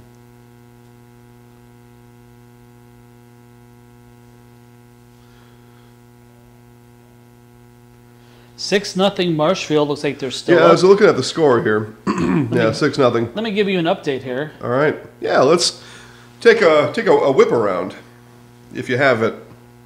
If you have that ability. Hey, Nate, thanks for watching. I don't know if I said that before or not. While Dan is doing that, again, reminder that 4-digit code on the bottom of the screen, you want to be a Zaleski Sports VIP. We got a brand new website, so we're making a big transition, a big migration. It is nice. It's a nice website. It's come into shape, hasn't it? Yeah. It's rounded off into shape. You want to be a Zaleski Sports VIP, it's $5 a month. You get to see all the behind-the-scenes stuff, bracket projections, seed projections, brackets. We put the brackets out there. We put all the teams where they're going to fit and where it all goes. Maps. We show you the maps of how football and other groupings in the state get broken down. We show you those maps. rankings, other special features, videos, all kinds of stuff. It's just $5 a month. You put the code in now at checkout 9183, and this month is free. It's on me. All right. I like it. So Amherst leads Waiwega 22-14. They're barely into the second quarter. All right. Well, I thought that maybe the scoreboard was wrong on this one. It might still be first quarter. No, it's the second. It is the second quarter. Okay. Yeah, it is. So it's. I guess they're going with first half on the screen. It's soccer. Probably, if we were listening, we would probably know. Yeah, probably. Probably know. So we're all muted here on these games. But the Amherst game is 11 minutes left in the first half still. A lot of time, obviously. 22-14. And a relatively important game. Amherst is not qualified for the playoffs yet. Waiwega has. Amherst has not. And Amherst has been a little shaky this year. A little shaky. Okay. I'm trying to check the Spash game. Okay. Spash should be up a ton on Yeah. 21-0. Okay, Dan, it's just a minute before halftime in Spencer. A barn burner underway there. You know what? That game means more to those kids than any other game this year because it's probably the only chance to win. Yeah, I told you I wasn't going to go against Nakusa in that game. Yeah. And there they are, winning by 1. 50 seconds left, but Spencer Columbus is in the Security Health Plan red zone. Promises kept plain and simple, but no running room. That Nakusa defense is amped up for the first time this year because those are two squads that have not found their way yet in life this year. Still figuring it out. It's late in the year to be figuring it out. Looks like a timeout on the field, timeout or injury. In either case, it's a timeout on the field. The Chargers looked like they had a chance for a big run, and the runner tripped over the 25-yard line. 35-yard pass play, Auburndale. Why not? Reverse inside handoff. So on the reverse, usually that the receiver, the guy who's over there, I promise not to do advanced football today. So the receiver on the right side is going to come around. He usually takes a pretty deep half oval behind the quarterback. This time he came in, he took the handoff and then went inside and got the first down. All right. I watched an interesting YouTube video. Like, I need hobbies or something. So, yeah. Interesting YouTube video of a guy teaching his probably like 4-year-old daughter defenses in Madden, right? And she was learning. Okay. Like you see the two safeties there, and then you look over at what's the guy called on the end on defense? She says cornerback. Yep. Yeah. Do you see the cornerback lined up in front of the receiver? No. So what is it? It's cover 2. Like, wow. Well, yeah, a 4-year-old can learn. Yeah. And who knows, maybe the next great coach right there, that 4-year-old. And how do you break it? Corners. Like, yep, corner row breaks it. Okay, touchdown Rockets. Spencer Columbus scores with 34 seconds before the half. And in the moment, they're up by 5. Extra point pending. Got to go for 2. That's what your chart should say. We got instant replay, and it's one of our red zone game of the week. So you do a little instant replay there. You reached for the pylon. I don't think he had to. Yeah, but it's fun, and you get to get to go on the highlight then if you do that. I mean, they might not even have a kicker. I'm not sure. You might just go for 2. Well, they're going to go for 2. I don't know if they do or don't. They have in years past because Columbus in the co-op is the smaller of the two schools, yet they have a boys soccer team. They're going to talk about it. It was SC that called the timeout? Yeah. Okay. Yeah, the smaller of the two schools is the one that has the soccer team. Co-op, though. Co-op. It is a co-op. I think I've got these poor people here trying to watch, and I'm only showing them the half of the screen. I forget everything I do here. It translates over. So first down, Chargers at midfield, and they are going for it all, and that is caught. What a catch there. Holy bananas. Down inside the Security Health Plan red zone, a highlight reel catch has the Chargers within striking distance 30 seconds before the half. Auburndale, 4th and 11 coming up. They keep the offense on the field, inside the security health plan red zone. They have ball spotted around the 14, No fear. or it's 4th and 11, and timeout Jay Anderson and his Eagles. Mosey up 2 touchdowns on the Anago Red Robins. I believe it. Yum. I believe it. Wouldn't that be something? You could have a corporate sponsorship if you're a high school. They should hook up. I mean, there's no Red Robin nearby. Is there one in Wausau? Yeah.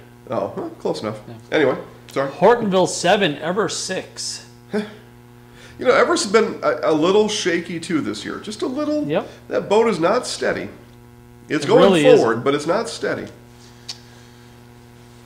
Our first look at the old Abes. Okay, hosting Superior Spartans. It is halftime. All right. 14-9 Abes. Okay. I know nothing about Superior. Absolutely nothing. I'm not afraid to tell people if I don't know something. There's some active chat here in the Edgar game, as there usually is. Yeah, a lot of alumni. I just got an update that is this the Zeke revenge game? No. No. No. Yeah. Edgar playing at Pittsville. It's going to be an early one. Sorry, Dan. 35-yard field goal is good. Oh! Good, and it might have been good from 45. Look at the kid chasing it back in the jumping pit back there. Okay.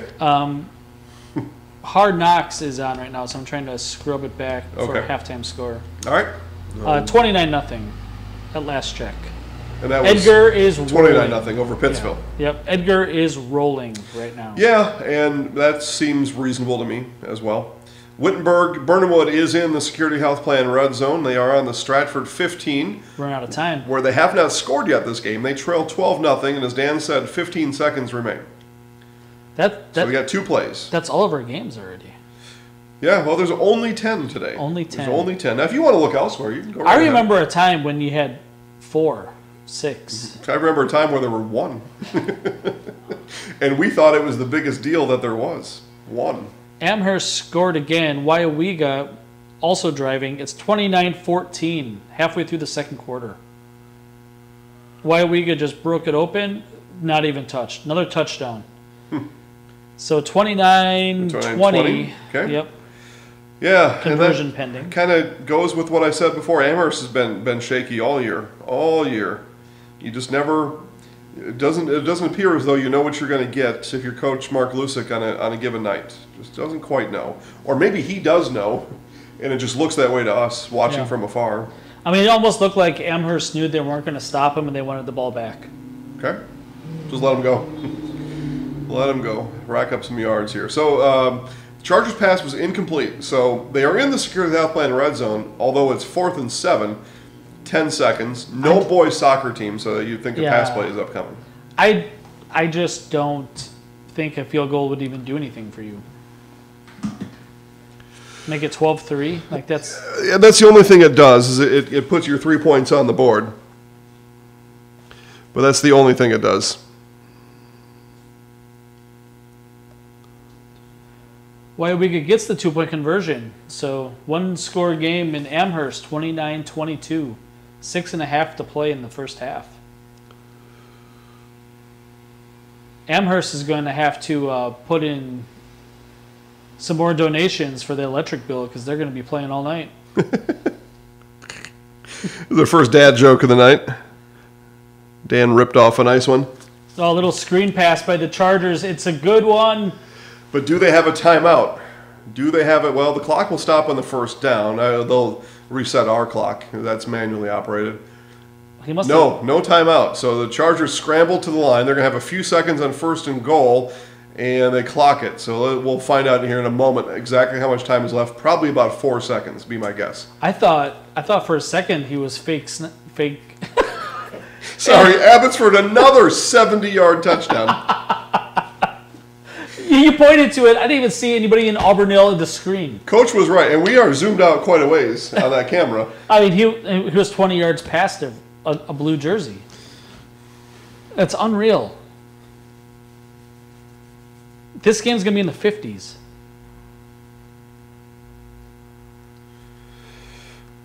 Oh, let's see here. So the Chargers they're not kicking. This is like a timeout Stratford.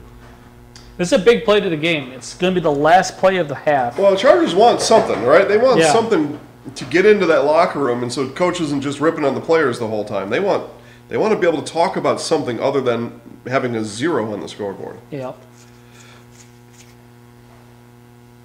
It's like the conversion is no good for Abbotsford. They've missed had 4 trouble. of them. Yeah, they've had trouble there. So, yeah, it's interesting. So Auburndale has a chance to tie the game with 1 less touchdown because they've missed so many 2-point conversions. All those points add up. Here, let's watch, Dan.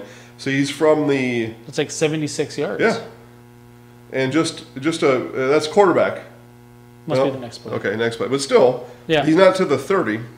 So it's 71-yard touchdown we're going to see on our, as we rewind our clock and go back. We'll see what the play. I'm curious what the play was because I've seen that video twice in this game. we're going this way. I thought in it the was a second replay. quarter. I thought it was Yeah. instant replay Yeah. of earlier to check the score. Okay, so our clock shows 2 seconds in Stratford. Wittenberg Burnhamwood with the ball. They're at the Security Health Plan red zone 5-yard line. Looking to score before the half. And Just run it. Yep, plenty of room up the middle. And Oh, that was close. all heart. Oh, it was a pass, Dan. A pass, and the receiver was it was their first pass of the game. That's why Auburndale wasn't covering it. They didn't pass at all because they didn't have to.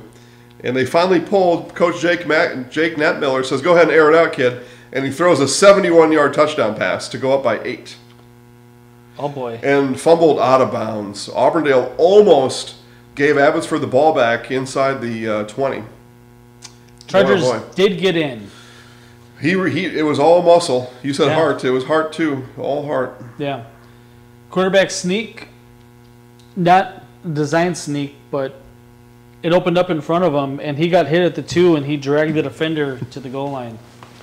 Okay, no boys soccer team, and no problem. The extra point is good for the Chargers, so they trim the lead or deficit to 5. They're going to trail 12-7 at the half. He scored with 0s on the halftime clock. Yeah, Quarterback. that was did. it. Well, I thought number 2 was going to chase the ball down, but he headed to their own locker room. He just had a head start on it. It reminded me of years ago, Randy Moss at halftime. He ran in with about a minute and a half left before halftime. He was still the Viking, but he was upset about something. Yeah, and didn't they get the ball back, and he wasn't out there for it? Yeah, maybe. Yeah. Whatever reason, it stands out in my mind. Okay, so halftime in Stratford. A couple other games at halftime. Yeah, Amherst is driving on Wyowega again. Okay. It's 10-yard chunks for both teams constantly. Yeah, well, and that's what I've noticed about Amherst this year. The thing that has changed there, and again, only comparing it to recent years, and it's been a lot of success in Amherst in recent years, For sure. is the defense seemed to have some holes in it. Seemed to not be very sturdy. Okay, let's see here. So Spencer Columbus is at halftime. Yeah, we knew that, though, because they scored right before the half. Marshfield, Wisconsin Rapids at the half. So, yeah, we're into our halftime now, which is also a great time to enjoy another slice of Scotty's Pizza. I'm going to have another one soon. A great time for you at home if you're in the Marshfield area. Give Scotty's Pizza a call. And you can just go to scottyspizza.com, too. You don't have to call there. You just order it right on the website. And they'll deliver it right to you. Dan and I today had breadsticks. I meant to get crazy bread. But breadsticks. We had pepperoni, and we had bacon, broccoli, and cheese.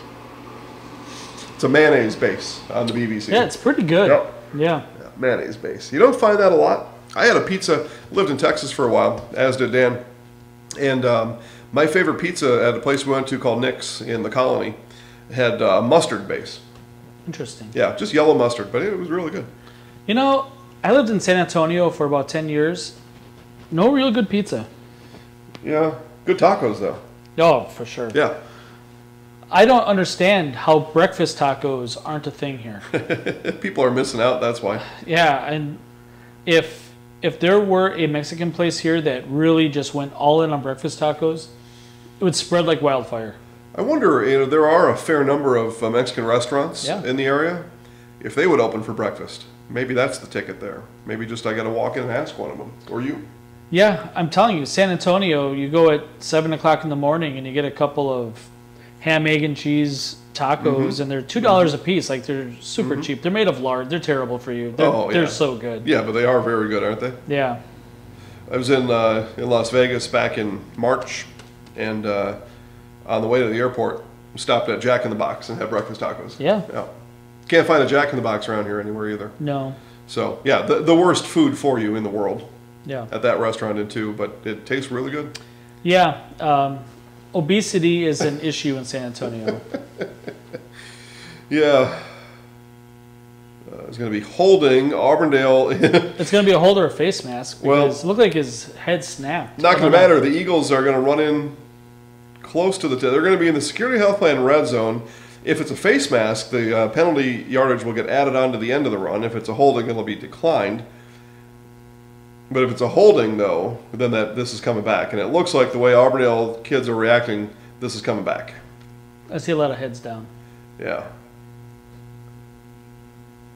Well, maybe. Well, but I don't know. There's some. No. Okay. So the penalty is going to be on Abbotsford. So Auburndale, with a chance, touchdown 2-point conversion, we'd be tied at 24 going into halftime. Only 11 seconds left. Yeah. Well, that run took quite a while. It was a face mask, so they're going to add that on to the end of the run. So the Auburndale Eagles are in the security health plan red zone. Promises kept plain and simple. Not just good looks over here. Not just good looks. I said face mask. Oh yeah, right. Yeah, you know something. No. You know something. Somebody at Kakana said they see me on TV. Yeah, lady there at the ticket booth. Like, big fan. I know you from TV. Like, really? Yeah. Was they eating pizza on camera? Because that's the only time I'm on it. That could be. Or oh, look at that play! Just a crossing pattern over the middle, an uncontested touchdown. And I can see from the scoreboard that was a 5-yard touchdown, and it is now 24-22. Abbotsford with the lead. Auburndale extra point pending. Yeah, you were either eating pizza or you were in the butt garage. One of the two. And that's where she saw you on TV. Probably. 7 seconds left, it looks like. So Abbotsford's still going to get the kickoff. Yeah, and this is the thing. Abbotsford has scored an extra touchdown from Auburndale. Yeah, right. They could be. Abbotsford could be up by 7 or 8 right now. Yeah. But Auburndale has made their 2-point conversions. Okay. And they made this one too. Yep, halfback option. So 24-24, Auburndale with 1 less touchdown. Yep. Math works in funny ways. Yeah, and a field goal. It made a 35-yard field goal for Auburndale as well. Oh, that's right. Auburndale has not punted yet in the half. I don't think Abbotsford has. Maybe not. 24-24. Boy, I'll tell you. You catch a coach inside a Quick Trip and ask him some stuff, he's going to tell you the truth in there. Yeah. You catch him off guard, especially at 9 in the morning when he's supposed to be in class and he's at Quick Trip. You can ask him anything you want and he's going to tell you exactly the answer. No coach speak in Quick Trip. I think it's a new rule for me. Yeah, I mean, we don't get a lot of coach speak outside the gym or outside the field. Right. I mean, we talk to coaches quite a bit and we keep a lot of that secret, right? Because they don't want that out. And there's the common courtesy that, like, hey, when you talk about stuff like that, it's between us and right, and they know that. Yeah, we know that. But if you're in the gym and if you have a microphone in your hand, you get exactly what you see on TV at all levels. Yeah, our goal. We were just trying to win a varsity football game today. Yeah, that'll be the answer. The kids tried hard. We're gonna come out here in the second half and really try to take it to them. Okay. It's 55-0, and coach will say, you know what, we got some things to clean up. We're still working on some stuff. I was a little disappointed about this thing or that thing, and Steve's watching. Hey, Steve, must be halftime in Wisconsin Rapids. So Steve checking in on us. Steve Maves on the call. Wisconsin Rapids, Marshfield. At last check, it was 6-0 Marshfield. Pair of field goals for the Tigers. Again, for Marshfield, a must-win. Abbotsford has one play. They might score on it. Okay, couple slip tackles, and he's going to run for 12. He's going to be a stat stuffer anyway to go to halftime. Yeah. But halftime in Auburndale knotted up at 24, and it's the game that I was told it was going to be. High scoring. Nobody stops anybody. Yeah. And anybody's got a chance to win. So we see homecoming parade on this week's episode of Edgar Football Hard Knocks. You can watch Edgar Football Hard Knocks on this channel, whatever you're watching on this channel. or it's on demand. You can go search for it on YouTube or Facebook anytime you want to watch Security Health Plan. Make sure that Edgar football is well covered this year. So I have not seen this Hard Knocks episode yet. Yeah. And I do not know who was on the homecoming court, but I'm guessing it's all football guys. Well, yeah. Homecoming king is an offensive lineman. I don't have the roster. Yeah. I said I got a tough time with 20,000 names, and that's not an exaggeration. There are 20,000 plus football players, high school players in the state of Wisconsin. This is pretty cool. They have the grade schoolers out on the street cheering the floats on. Yep. I like it. Yep. And Carter Butt was our featured. So we get to this point of Hard Knocks now where we step away from practice. Really, so many times we can show kids running through cones and tackling dummies and that kind of thing. And we make it very cinematographic. So it's fun to watch, but there's only so many times. You got football players in the band. Small school. Yeah. So we get to this point in these shows that we do, these weekly episodes, whether it's football or basketball season, and we let the kids take the camera. One kid take the camera for half of the episode. And this week it happens to be Carter Butt. There will be 4 more episodes, so you get to see 3 or 4 more kids and what they do all day long, which is watch the whoever the Chiefs played last week on a Sunday. It was definitely the Bears. Well, I mean, on paper it was going to be the Bears, but they didn't show up. Man. Yeah. I also lost in fantasy football because Kelsey and Mahomes only played a half. Oh. Brutal. Oh, brutal is right. Lost by 4 or something. Look at the colors in Edgar. Yeah. Behind there. That looks nice. Soon we'll be sans leaves, though. Be bereft of leaf in Wisconsin. I'm really surprised with how beat up that sideline is for Edgar. Brown. Well, it's just so dry, you know? Yeah. I bet the grass is just getting ripped to shreds. Yeah. Yep, so you got your pregame introductions going on. Again, we're at halftime pretty much all over the place. It looks like Wisconsin Rapids, though, or Marshfield ready to kick off in Wisconsin Rapids, so we'll resume that coverage on the Security Health Plan Red Zone channel. Amherst is in the end zone again. Ooh. Just before halftime. Let's see the extra point here. It is 6-0 Marshfield to start the half at Wisconsin Rapids. It looks like it is Amherst. They didn't tell us if he made that or not. Well, it's 35-22, extra point pending. High-scoring game there tonight, too. Almost halftime. 56 points in the first half. Yeah. That's a lot. That over is probably going to hit. We got 52 in the first half in Auburndale. A lot of points tonight. That's what we're seeing.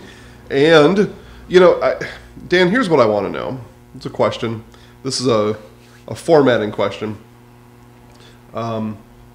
Spencer Columbus leading Nakusa, what did I say, by 1.5 points? I think it was something like that. I think so. Both teams come in without a win. So is the winner, do we automatically call that an upset? Mm-mm. Okay. Can there be an upset when both teams are 0-6? Sure, but okay. It depends on the Vegas line, see. Right. Well, here around here, if there was a such thing, you would go to the sports book in Little Chicago. Yeah. That's where you would go, down to the corner. You would go find your bookie in the bar in the back in the back room, or at the car dealership. Who has like a big journal of all handwritten. Yeah, all handwritten, so that if somebody gets a hold of it, just all the crimes are in there. Yeah. It's 8.5 by 11. It's got a leather covering with a strap that snaps on the top. That does, and like beer's been spilled on it. So there's some like miscolored. Yeah, it's disgusting looking, but that's where he keeps it all. Yep. Oh man, what a deal. Okay, well, like I said, we do have Spencer Columbus and Nakusa on the screen. Rockets lead at home. It's homecoming. Yeah, they scored just before halftime. They might have a lead. I think they're probably up by 5 or something. It's a close game at halftime. Close game. I could rewind it, but it'll come back to live action soon. But you know, there's homecomings all over the place tonight. But Spencer Columbus has theirs. I was at Columbus yesterday. The digital mixer we used at volleyball yesterday, I borrowed that from their broadcast booth yesterday, and it was some sort of a pajama day was the theme yesterday. So kids, I try to time it up so I get there as school is ending, so I don't have to sign in and wear this. Look at this guy. Well, he's a studious Wildcat. So that's Baumgartner with the crown. Maybe he won. I don't know. I don't know. Yeah, so I time it up so that way I don't have to go to the office and sign in and do all this other rigmarole.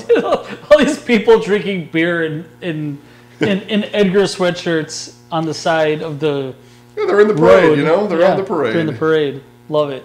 And the parade is on a Friday afternoon parade. Yeah, of course. But and a lot of those people work in Wausau or places not called Edgar, so they've come back. They've taken the day off of work probably for homecoming in Edgar. Yeah. You kidding me? That's a day off of work. Something the Falcons to infinity and beyond. It said there. Well, that's kind of what happened to them. They did send the Falcons to infinity and beyond. But yeah, you take the day off of work from wherever you work, and you go and you live in Edgar, and you sit on the corner, and you got your cooler full of beer, and you watch the parade at 2 in the afternoon. Yeah. And then you get Tom Brady once called that getting the home fans lubed up for the game. Yeah, remember that? He's not wrong. Yeah. Yeah, Tom said he liked the evening game, so the Sunday night game or whatever, because the fans had extra time to get lubed up before the game. Yeah. And every high school game, most all of them anyway, are 7 o'clock starts, so you got plenty of time if that's your persuasion.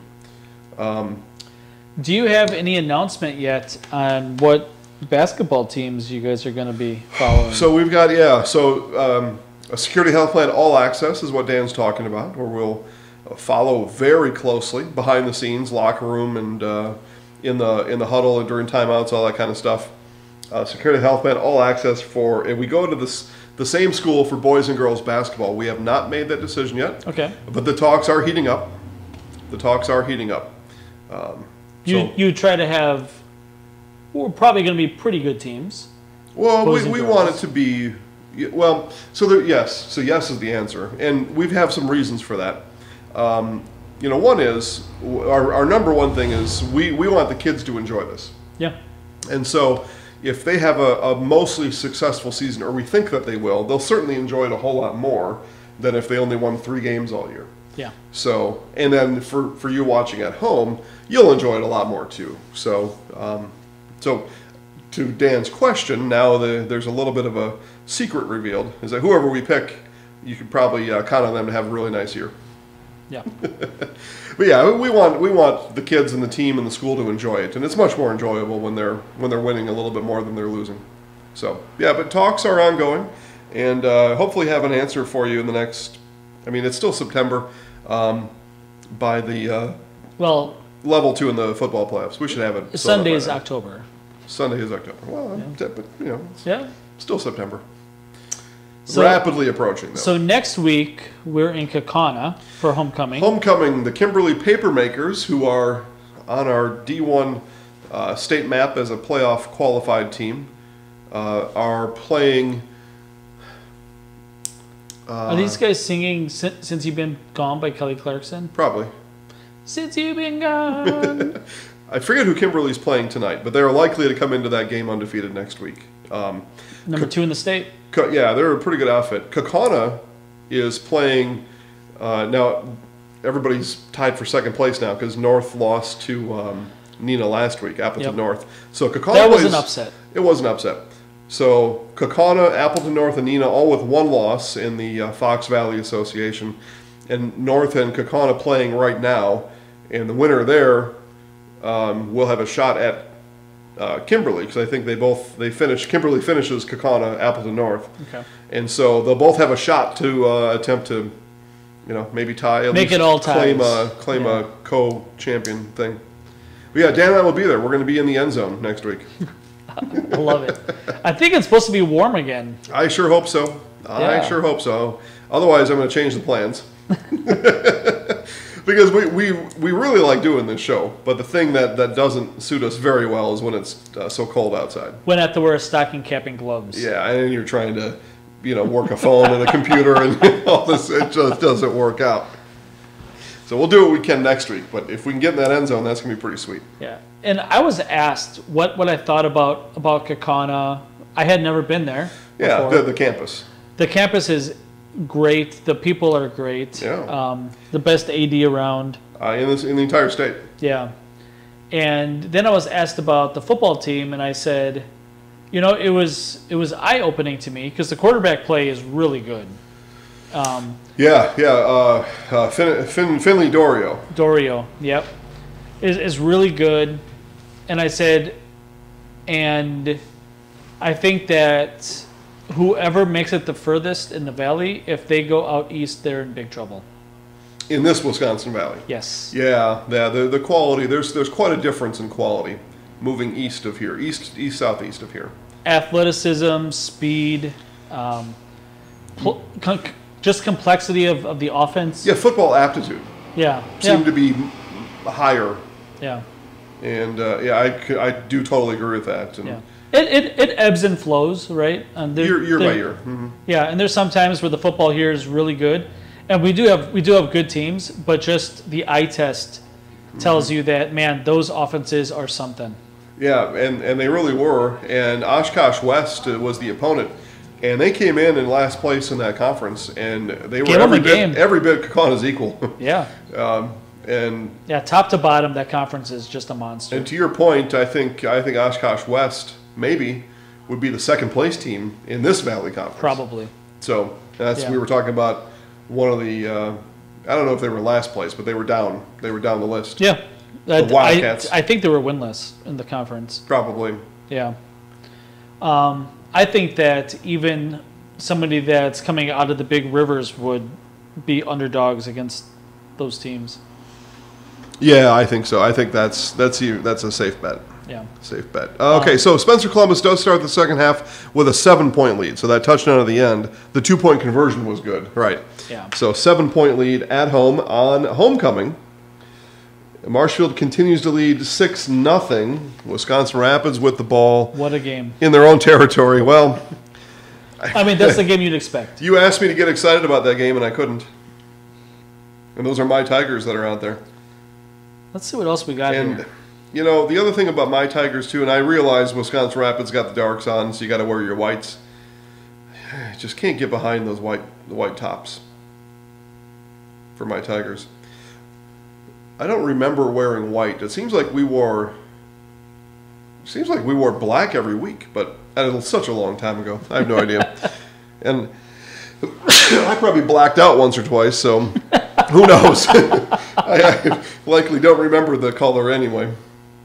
I know we had silver pants, though. That I do remember. Because they'd make your butt shimmer, which was kind of fun for the ladies. They were shiny silver pants. But in every little movement and wiggle in those pants you could see from a mile away because those pants were shining. All right, what do you got there, Dan? You got an update for us? I'm just reading the live chat in Edgar, or in Pittsville, Edgar Pittsville. Yep. Okay. And the Edgar fans like to talk, yeah, right? Yeah. And the alumni especially. It's right? almost always civil, right? Yeah. Yeah. It's fun stuff. A little goofy sometimes. Yeah, they are talking about Mounds candy bars and at a football game. At a football game. Okay. Apparently, it's Pittsville's homecoming. Probably not the opponent you should schedule for homecoming if you want to win. Yeah, I don't know. Those conference commissioner makes those schedules too. So that's a tough one. Yeah. Tough opponent though, for sure. Looking forward to the Cats dominate the hardwood. I don't know what the Edgar basketball outlook is this year. So why is that being talked about at a Pittsville game? No idea. They're on the same conference. Well, I mean, just in general, talking about They're just Edgar. talking amongst themselves, the Edgar people. I see. Okay. Well, you know what, gang? Enjoy the football season. Your team's pretty good.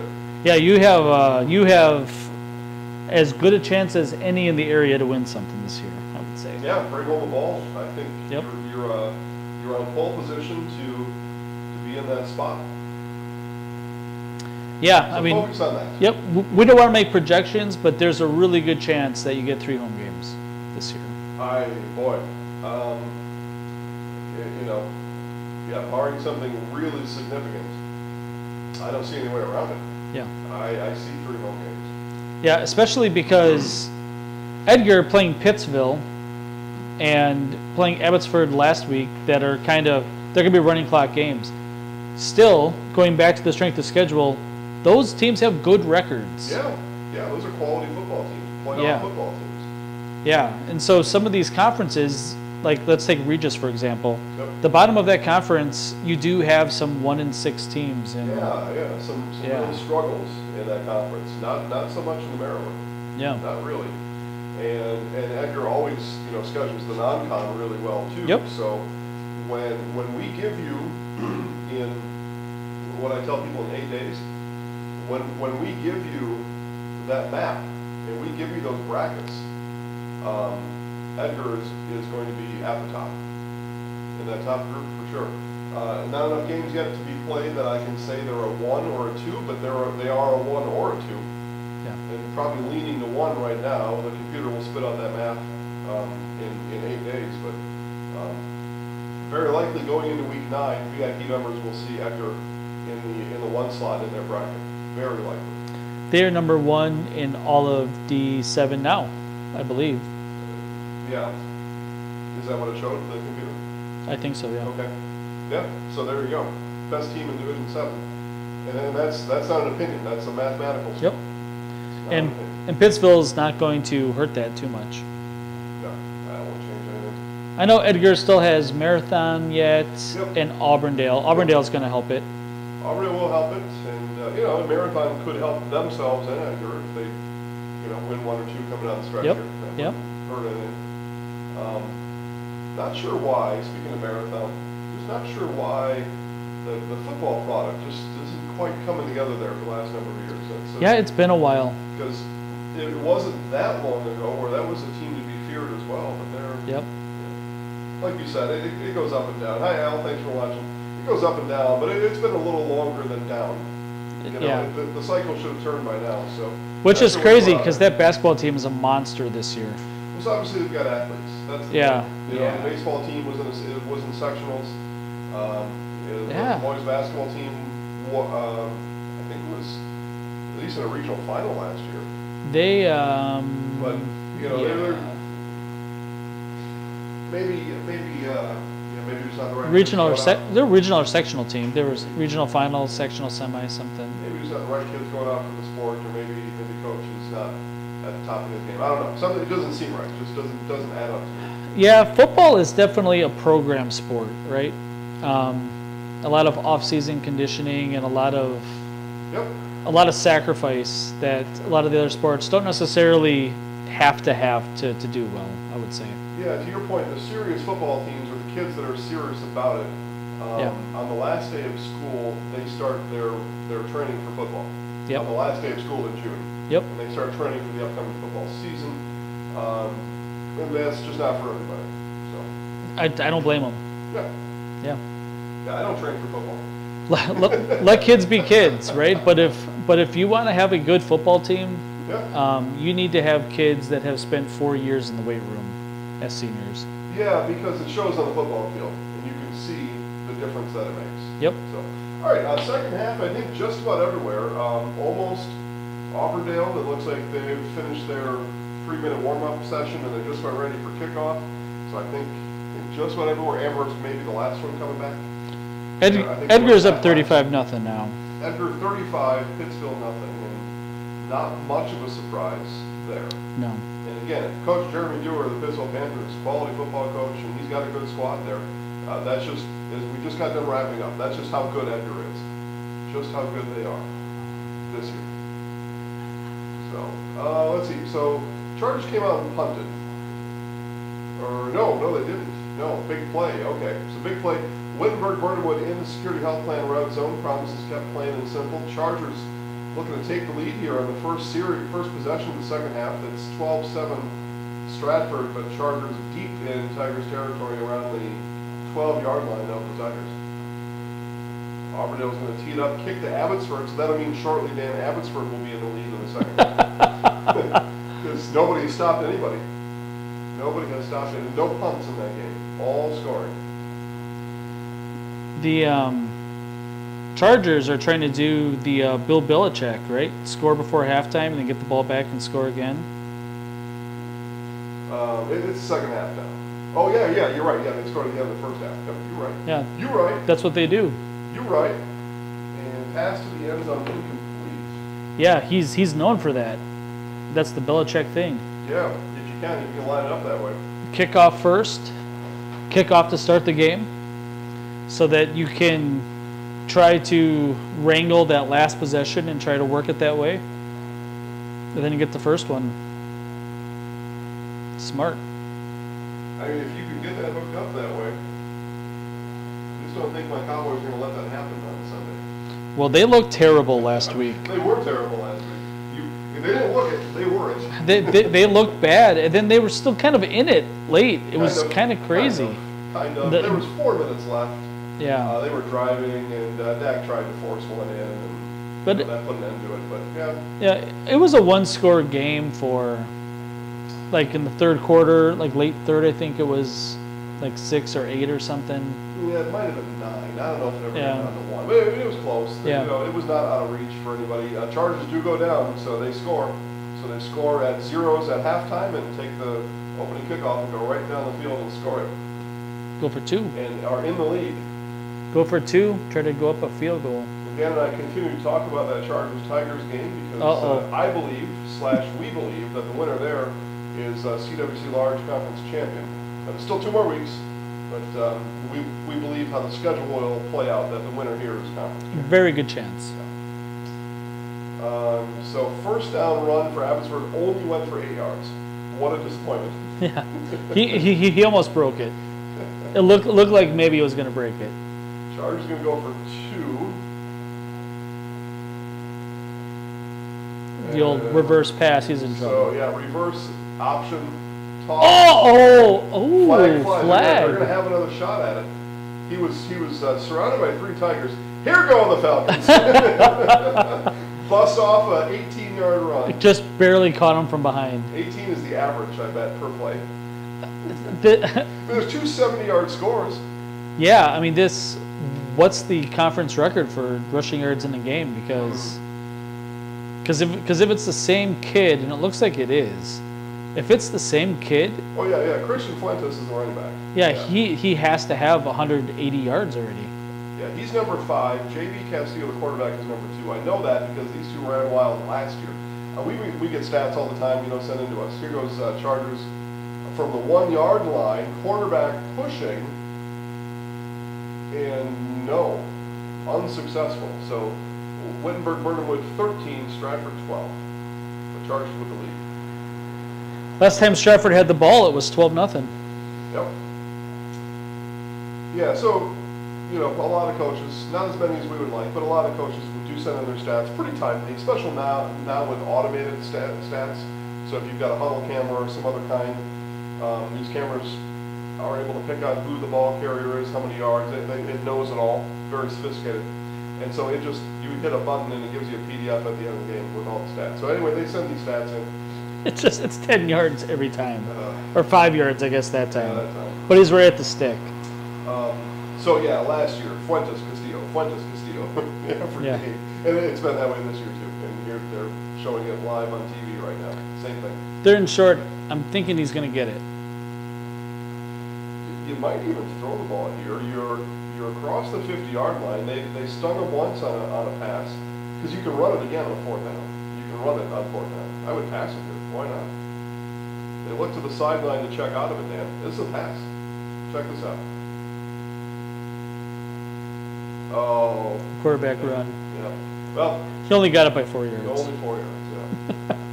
Well, they were going to empty the backfield. I'm like, oh, yeah, that's a pass. But the quarterback kept it. So Castillo keeps it. What do you think about the Philadelphia Eagles quarterback sneak I hate that everybody hates? Well, 38 out of 40. You know what they say? They hate us because they hate us. It's rugby though. It really is, and it was against the rules up until 3 years ago. They changed the rule. You weren't allowed to push from behind advance your teammate with the ball. You weren't allowed to do it. And with all the, so here's my actual answer, right? And it's not because I hate the Eagles, but I do. Another 15-yard run is there's all this talk about player safety. All these rules have been made in the last 15 years. You can't even tackle people anymore, really. I saw a guy last week. Safety came in. It was shoulder only, and it was a ball carrier. and flag came for unnecessary roughness because he was running, I guess, too fast into him. Like all these rules about player safety, and there's very little safe about that play. Yeah. You know, compared to everything else that they are attempting to tell me about safety, but ramming the quarterback into the middle of the line and then pushing him from behind into the middle of the line. But I'll tell you what, the Eagles are able to do it because Jalen Hurts is a horse. Yeah, he is. Right? He's a big guy. Oh, big pass by Abbotsford. Oh, had him open. That's Stratford. Oh, Stratford. Yeah. Yeah. I'm sorry. Yep, that's all good. We got a lot going on here. It's the same color. It's just If opposite. that was the only thing we said wrong all night, it would be an issue. No. But yeah, Hurts, he's such a big physical specimen that it works really well where it wouldn't work for many other teams because their quarterbacks are too small for that kind of play. So the Bears are never in a position to have to do it. well, that's the other thing too. You got to be inside the 3-yard line for that to work. Because an NFL defense, if you did that from the 20, they would stop you. Would they? Yeah. 4 times? I think so. But you know, you got to gear up just for that big 1-yard push. You know. And teams know it's coming and they can't stop it. They just need the 1 yard. It's just the 1 yard. And why it works so well too is all 11 on the offense are all pushing in unison. But you can't have all 11 on defense pushing in unison because you got to protect the edges. Yep. You got to protect the back of the end zone. So you can only it's 11 on 6, and that's why it works. And because Hurts is such a big dude, you know, some of these other guys they're just too frail to run something like that. 15 yards, Abbotsford. Down inside the security health plan red zone, they're down to about the 7. He might be hurt, man. Yeah, that's a big blow for the Falcons. Big blow for the Falcons. And I thought that was the running back. And the way the referee is signaling for people to go to the sideline, it doesn't look good. Usually, or that's not the official. The way he was motioning for both teams to get away,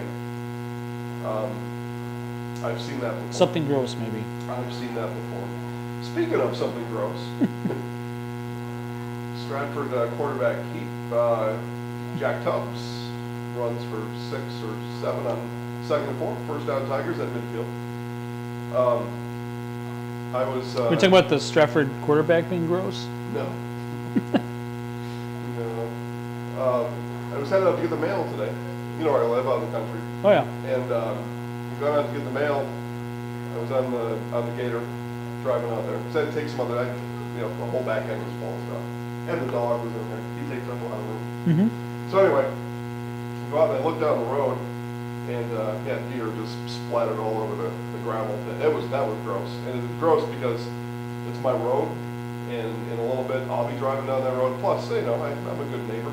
And I don't want, so I put my gloves on and dragged the deer off the road. And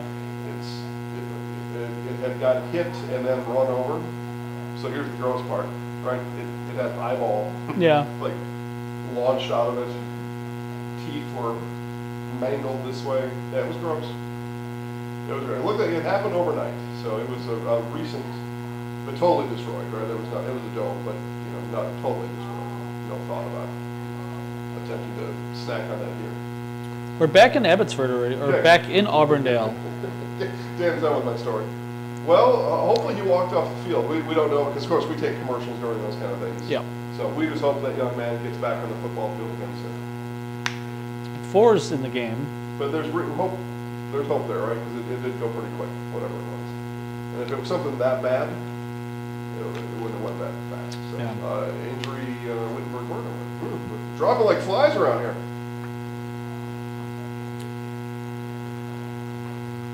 It was like a cramp. Yeah, that's the international symbol for cramp.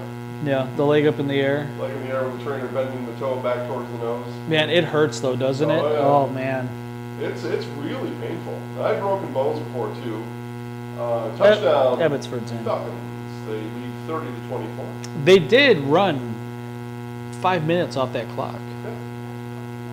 Long drive. Yeah, and they spent a lot of time in the huddle, and I think maybe that's to some intent, but they spent a lot of time in the huddle. They're deliberate about their. Well, it should be because it's probably the same guys playing defense. Yeah, right. Get them some rest. Well, so Coach Jake Natmiller was in our preseason football special in Marshfield, and so I remember him telling us. Well, they're kicking. Yeah, They're sick of losing this. They're sick of missing they 2-point conversions. Made any conversion, right? Nope. That was a bad snap. Kick. Looks It's good. It's good. Oh, yeah. Good. 31, up by 7. Anyway, Coach Natmiller told us on air, we asked the same questions to all the coaches, and they really can't wiggle out of it. They got to give us real answers. We had 19 kids out for the team this year, and that was brutal. 19. That was on day 1. So some attrition and other things, probably less than 19 today. But they're winning. And Auburndale's got about 40, so a roughly double the size team. But as you and I both know, the longer that game goes, these kids play both ways. You'll see the other team pull ahead in that fourth quarter. And that's usually why. They're just out of gas on the other side. Stratford's got 4th in a full yard. Okay, 4th and 1. They're playing from the Chargers' 45-yard line. And got it. The up back, oh yeah, pretty easy. Easy the offensive line had that thing pushed back a couple yards. Another cramp. Might be the same kid. Could be. Right there in the middle. Yeah, so we're talking about those cramps before too. I mean, it just takes over your whole leg. The pain. It's very painful. That muscle seizes up like that, and it just takes you over. Yeah. Especially those first 10 seconds of that cramp. Oh, terrible. It just rips. It feels like your leg is being ripped off. Yeah. It's been a while since I've had one at night. Like when you wake up with it, oh, that's terrible. Yeah. And then as you get older, it hurts for 4 days. I would, there were times I probably wasn't getting enough hydration and probably staying out too late certain nights. Auburndale had a real tough time. We couldn't find the handle on it. It's a funny shaped ball. Yeah. And so, confluence of events, and I wouldn't even move. All of a sudden, at 3 in the morning, I would be snapped awake by my calf just seizing up. Oh, the calf, yeah. Yep. So I'd get out and stretch it. They say the best thing to do with the cramp, especially your calf, is to walk.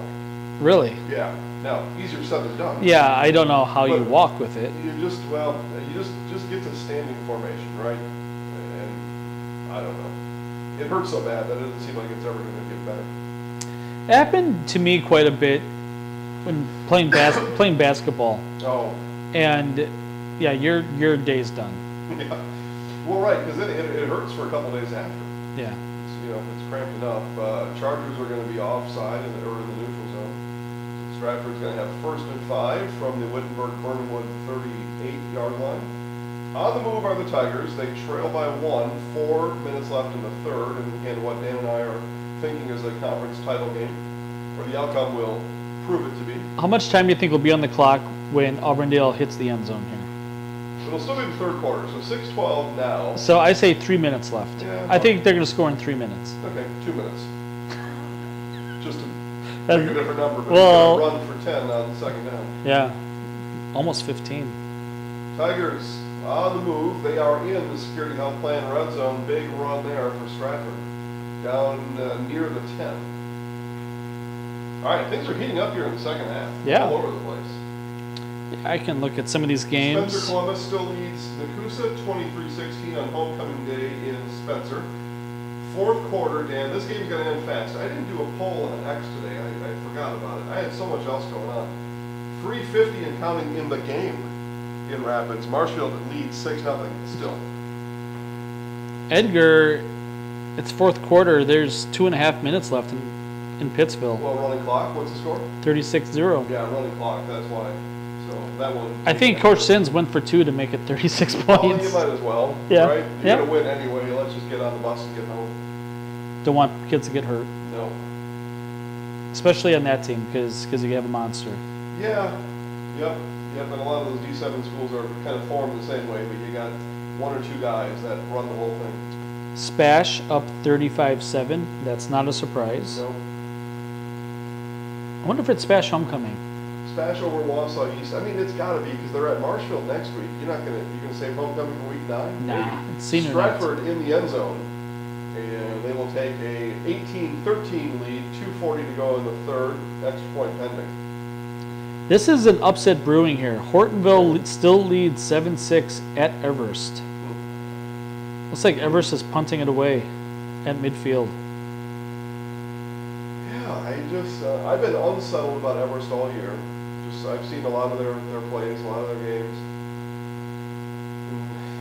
They're just missing some cohesiveness and some chemistry, I think. So here go your Eagles, Dan. 10 yard, 10, 11 yard. Yeah. They're across the 50-yard line. Yeah. On the move. Eau Claire. You've only got a minute 15 to score, though. I've got 2:15 to score. I'm in a little better shape. But it only takes one play. That's true. It's true. They have to go 40 yards. They can get that in one play. Driver goes for 2. They lead 20-13. Okay. Memorial 21-9 over the Superior Spartans. Yeah, Superior Spartans. Good win in the making for my old age. They need a couple more wins. They do. They do. And it may be on the schedule because they've already played Hudson. They've already played New Richmond. They've already played River Falls. So those wins could be out there yet. Yeah. Menominee is a big player. Yeah, they haven't there. played the Mustangs yet, I don't think. Menominee is good this year. Yeah. Yeah. Well, from the Department of What's New. Yeah. Mosinee up 14-0 on Anago. Wow. That might be... Hold on a second. That's low scoring.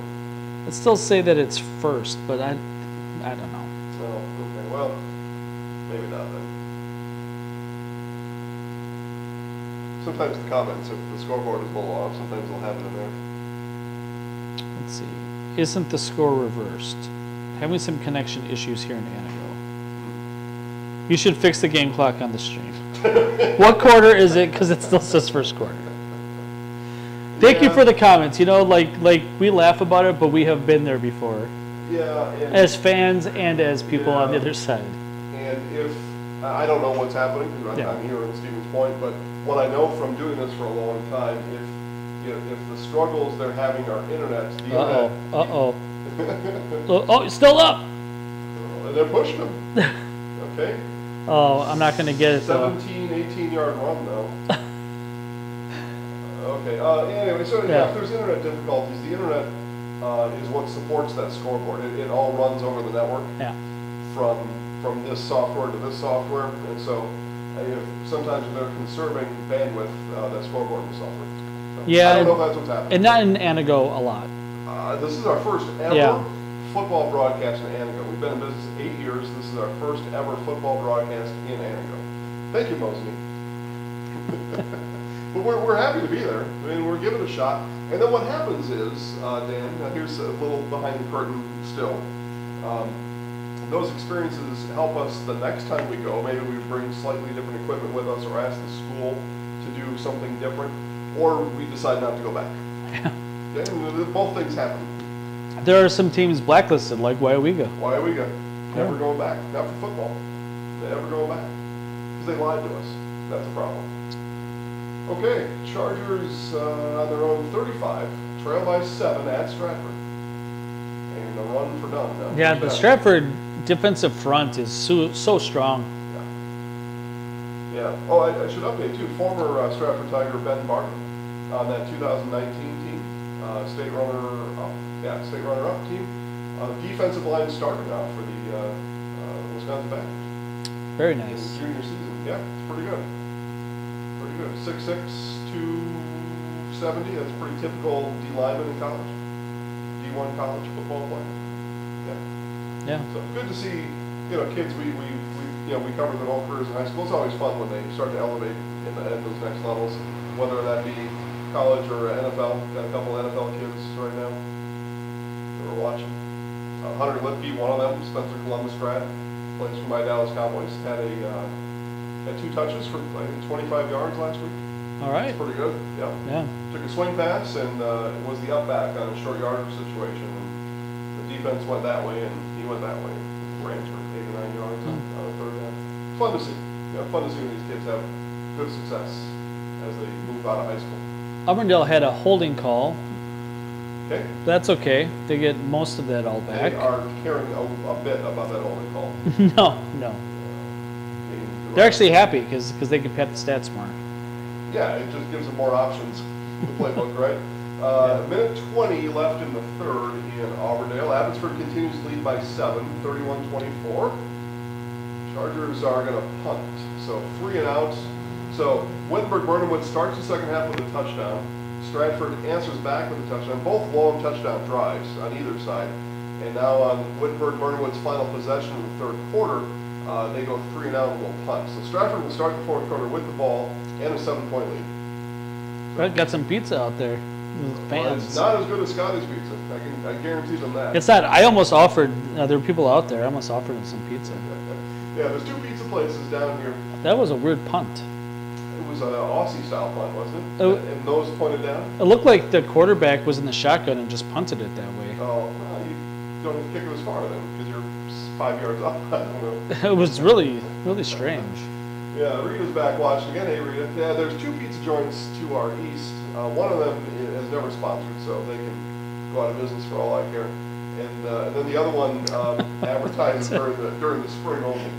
So that's nice. That's kind of So weird. we get their pizza during baseball fans. That's their rationale. So spring and summer they advertise. So we buy pizza from them during the spring and summer. Brewers are up 3-0 on the Cubs, trying to finish them off. And so let me see. That wouldn't finish them, right? Because they're If it did, it just about does. how many are they behind Miami? Half. Half a game. But they Miami's don't got have Pittsburgh. tiebreakers. And they don't. Yeah. Yeah, Pittsburgh ruins everybody's seasons. Yeah, haven't they? I wouldn't doubt if Pittsburgh won 2 out of 3 from the pesky Marlins. It looks like we do have a final in Wisconsin Rapids, Dan. Yep. So Marshfield, and they are celebrating like that was a playoff win. They hold on, win 6-0, 2 field goals. Does it for the Tigers tonight. Your Tigers. Yeah, I know. I don't have an answer beyond that. But it's just I'm only reporting right now. The Marlins won tonight, so if the Cubs lose, it's pretty much done. Marlins won. They beat Pittsburgh. Yep. Yeah. And what Miami would want better, more than anything, Dan, is for the Cubs is to clinch tomorrow, right? And I suppose they could. Yeah. Right? Because there'd only be 1 game left. So they can clinch tomorrow. Miami can. They want that because then they don't have to go back to New York on Monday. Yeah. Then that 9th inning doesn't matter anymore. Yeah, and They don't want to have to play Monday in New York, right. and then fly to Milwaukee that night and then play on Tuesday. That would be such a disadvantage to have to do that. So the other part of this is that Arizona is up. They started, let me see what this is. They started the night a game and a half ahead of Miami. By the way, welcome to our MLB portion of tonight's show. Yeah. So Arizona has 3 against the Astros, and the Astros got to win to make the playoffs yet. So Arizona might be coming down. They were 2 ahead of the Cubs coming into tonight. The Cubs got to win, though. Yeah. None of it matters if you can't beat Milwaukee. None of it matters. None of But Miami could still jump ahead of Arizona. And Arizona would go to Milwaukee on Tuesday. Yeah. All right, well. Tuesday, Wednesday. Won't need Thursday, right? I mean, You finish it in 2. That's the hope if you're the Brewers or whoever's starting out on Tuesday. And then 4 series across the entire league. Yep. Start on Tuesday. Yeah, and then go to LA. And get beat. Good luck. Yep. I tell you what, if the Braves don't win the NL, something crazy happened because they are stacked. Yeah, but I can't see it I'm with you there, and I can't see any other way except for the Braves beating the Dodgers to go to the World Series. I don't see anybody interfering with that at all. The 4 teams we're talking about beating the Braves or the Dodgers, I don't see that at all. Yeah, I mean the Brewers do have the pitching, right? And they can't score any runs. Yeah, so they have to win 1-0, And the 2-1. Braves are scoring 8 runs a game. The Dodgers scores 5-6 runs a game, and the Brewers are coming in with 2. And the thing with the Braves too is they're all so fast. Like they get on first, and it's a double. Their guys got 70 stolen bases. It's not just him. Yeah. They have other guys in that team that have 40 home runs each, and they're like, yeah, they're afterthoughts. Yeah. I guess my last question for you is I'm soliciting your opinion, and then we'll move back to football, is so whether it be Milwaukee, Miami, or Milwaukee, Arizona, you would figure that's the undercard. So they will. Those games are going to be the early games in those days, right? That's not your marquee matchup. Of all the things to choose from, probably the American League team probably is in that 7 or 8 o'clock Well, slot. You would figure. Because there's 4 games a day, right? Or, yeah, and they're gonna put yeah. the games out west. If there's any games out west, Those there will may be. at 9 o'clock or 10 o'clock Eastern, I suppose. Yeah, But you're not ever going to put Milwaukee in that 7 o'clock slot. probably not. They're probably going to be that first game each day. Just Big like run. Yeah. Yep. Kohler Kilty house call. Quick for a big guy. Kohler, yeah. Just a whole family of athletes, the Kilty family, in every sport and everything that they do. So that about a 50-yarder or so, 40-yarder. Yeah, something like that. So Stratford now takes a 2-score lead and inching closer, 10 minutes left in the game, to what I feel will be an eventual conference championship by way of this win tonight. It will be undefeated in conference, Dan, and everybody except for Wyomega, pending they're losing now to Amherst. Yeah. So let me rephrase that whole thing. If all scores hold, Stratford would be the only undefeated CWC large team tonight. Yes. On their way to a conference Yep. title. Yes, sir.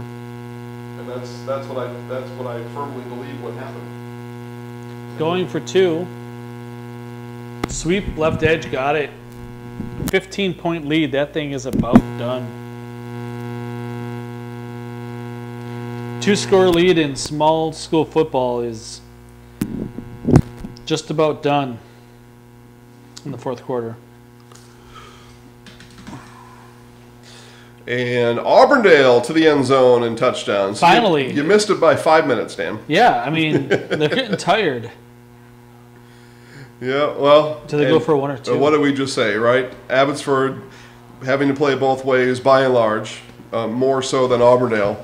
And the Eagles, let's see now. They got a chance to tie or take the lead. They're trailed by 1, but this is about the point in the game where you've got that roster discrepancy that bigger roster now begins to pull away. But we'll see. 4.5 left in the 3rd quarter. Amherst 44, Wyomega 28. Okay, so Stratford will have the outright lead in 10 minutes game time. So in the next half hour, 40 minutes, they will have the outright lead in the CWC large. It is tied now in Auburndale, 31 apiece. Extra point was good. And the transitive property doesn't always work, right? Yeah, no. But if Wyomega loses to Amherst, they probably lose to both of Chargers and Tigers. Yeah, and the math that I'll go on there, Dan, is that now we've got 7 games. We've got this whole book of work now that we can maybe start to not start. I think I knew after week 2 or 3, but everybody else now will join me in knowing that, here's what this team really is, and here's what they're really capable of. And Wyomega Fremont doesn't appear to be capable of beating Stratford. Yeah, I would agree. Yeah. And the other, did we say who the other Stratford game was in that conference? Well, Spencer Columbus. Yeah. That's what they have. The Spencer Columbus, which is probably next week, and then they'll finish up against Wyomega Fremont. So on their way to a conference championship tonight. Let's see. We have another final. We do. And it is Spencer Columbus, Dan. The decision desk missed this one. I'm on the edge of my seat. Well, oh no, never mind. So I saw Nasonville. I saw the King of Cheese on there. But it's their 30-second commercial, not the 3-minute Head version. cheesemaker. So we're headed to the 4th quarter in Spencer. Finally. I was thinking about this today, again, when I was cutting my grass. We have been blessed this year because every single week we have at least one last possession game. They're fun to watch. Yeah, and generally we don't get that. No, a lot of blowouts, or had been the trend here in this area the last few years. But yeah.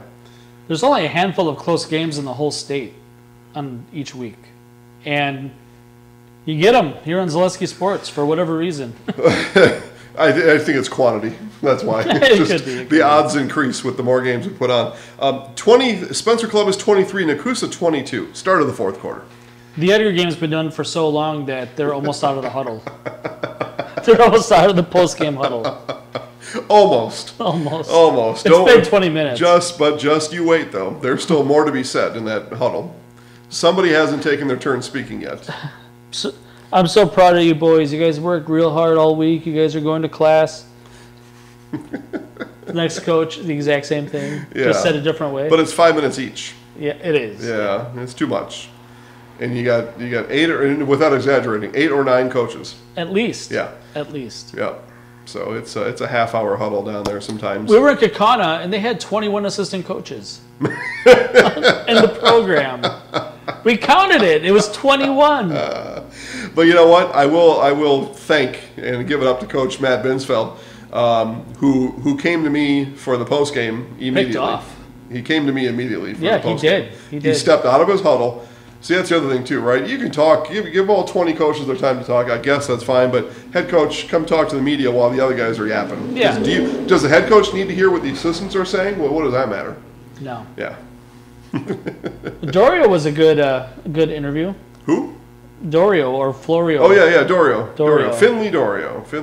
Well, he's a football guy, quarterback. I'll tell you, you and I talked about during the game, as smooth a passer as we've seen all year. Yeah. Just his footwork is good, his hip turn is good. He's got all those things that you get taught, and he learned them all and then does them. He's a really smooth operator. Yeah, he's probably going to play somewhere. At least WEAC, at least. Yeah, I was going to say UW Oshkosh or whatever the case might be, but he's got that kind of talent for sure. Little on the smaller side, so that probably limits some of his, say, freshman year possibilities. But he's shorter than I am. Yeah. So, which is usually for a quarterback doesn't get you more than D3. But if he wants to keep playing football a few more years, he'll be able to.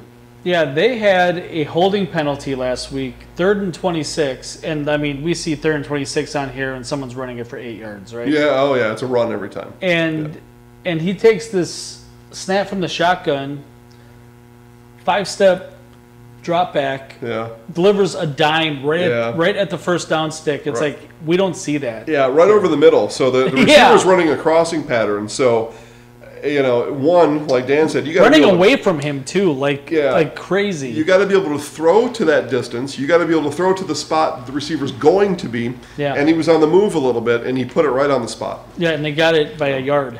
Yeah. Yeah, it was a big play in that game. 3rd and 26, It was a big play in that game because Oshkosh West was very annoying to Kakana all night. They were right there the whole time. So Tigers looking to run some clock here. Kilty's going to run it up near his own 40-yard line. 8 minutes left to play. 28-13 Stratford over Wittenberg-Burnhamwood. But here we go, Dan. It's the witching hour. Auburndale, Abbotsford tied at 31. Spencer Columbus, Nakusa, 1-point game. Both there are things happening. As a matter of fact, Spencer Columbus is in the Security Health Plan red zone with 9 minutes to play. A chance on homecoming to maybe put away the Nakusa Papermakers. Maybe. I had I think the favorite was Spencer Columbus. Okay, that was your favorite. Coming in. Yeah. I shrugged my shoulders at him. I didn't know. Here goes Abbotsford. Ooh. 35-yard pass play. Oh, no! He dropped the ball. That's a turnover. Well, the beanbag's on the ground. There's not been a signal yet, though. It looked like his forward momentum was stopped, but... But why did he throw his beanie on the ground? The white hat. Looks like he's been a white hat for 40 years. Been that, yeah. He's got that right shape. Got the right shape. Stratford's going to keep... What now? Well, we're pointing this way, though. Yeah, it looks like... But nobody has taken their team on or off the field, though, Dan. Yeah, it's Charger ball.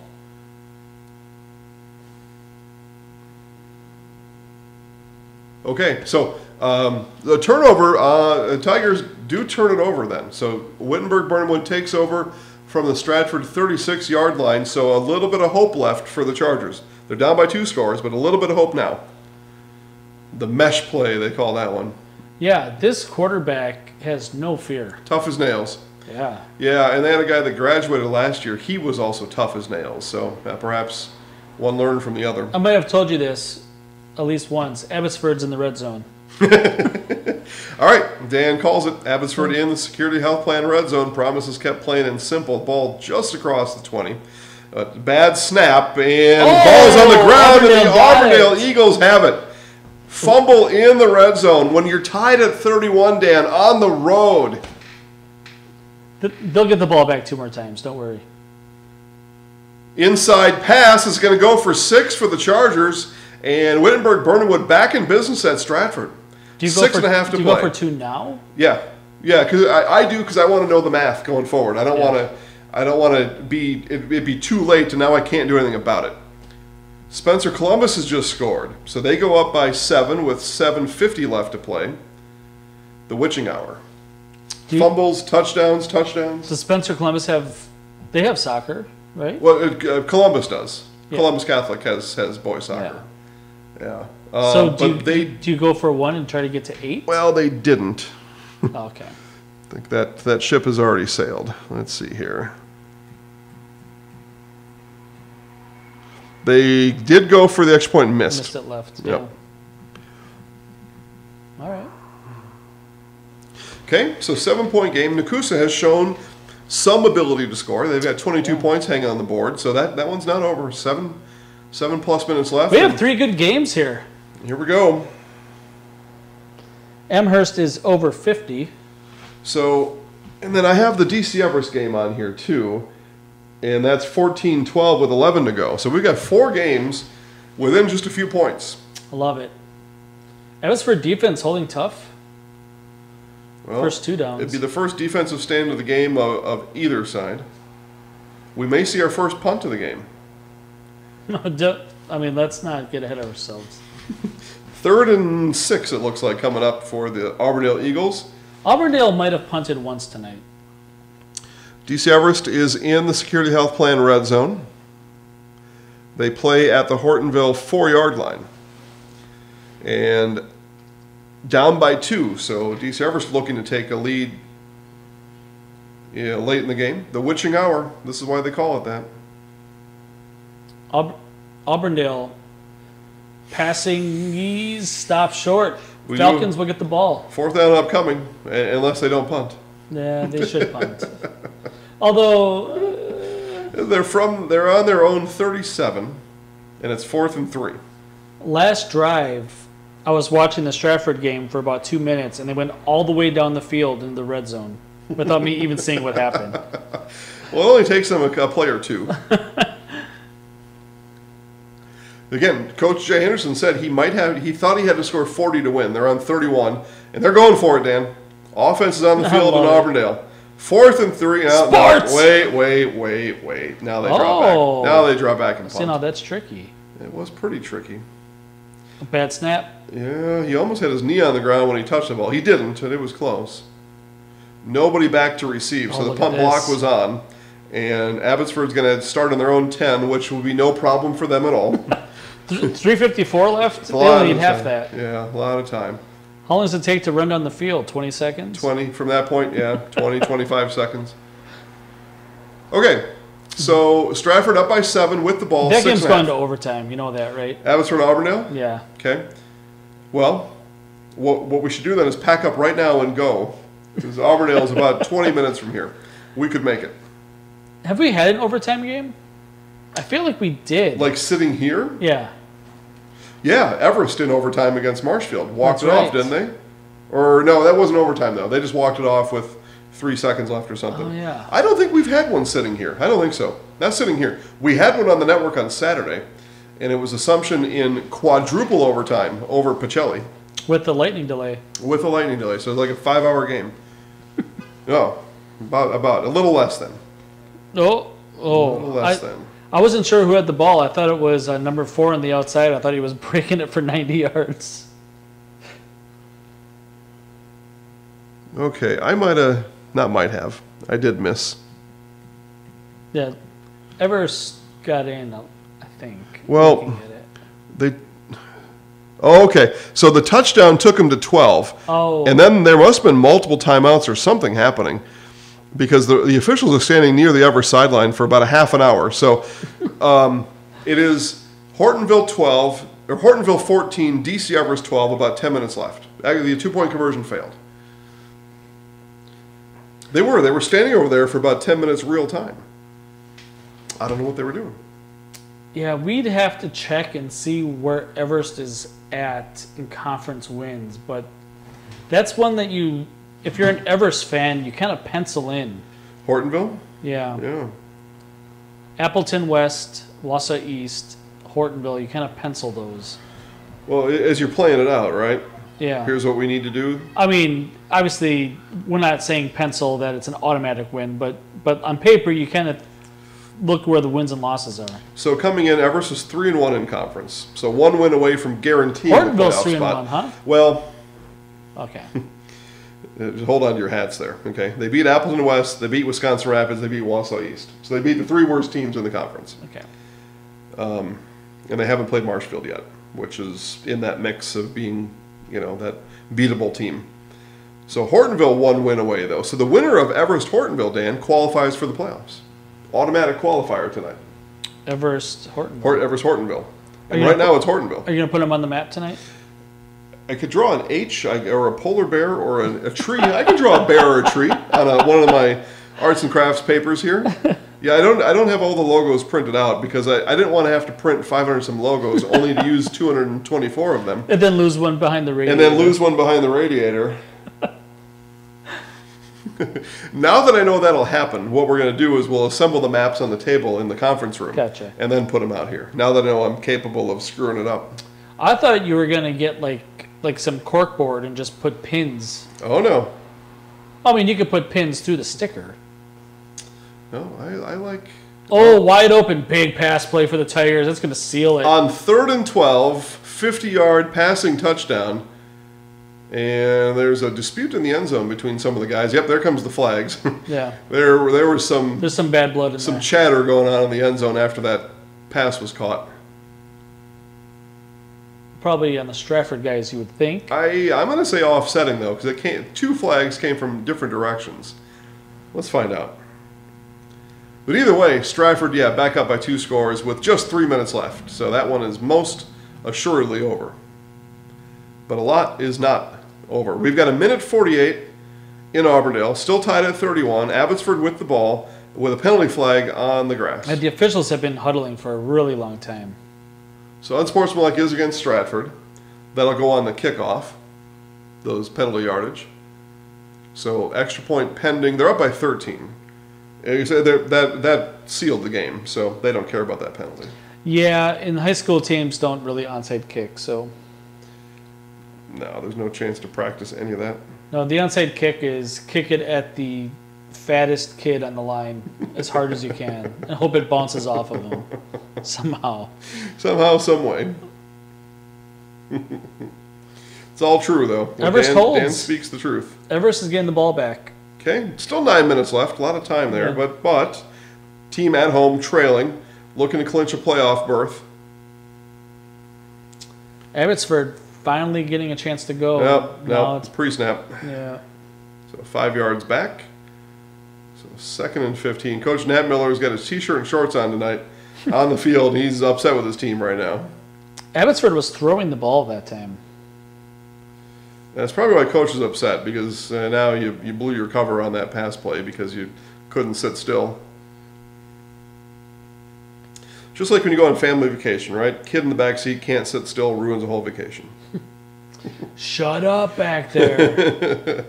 Amherst 51, Wyoming 28. So that one is cooked. They just started the 4th quarter.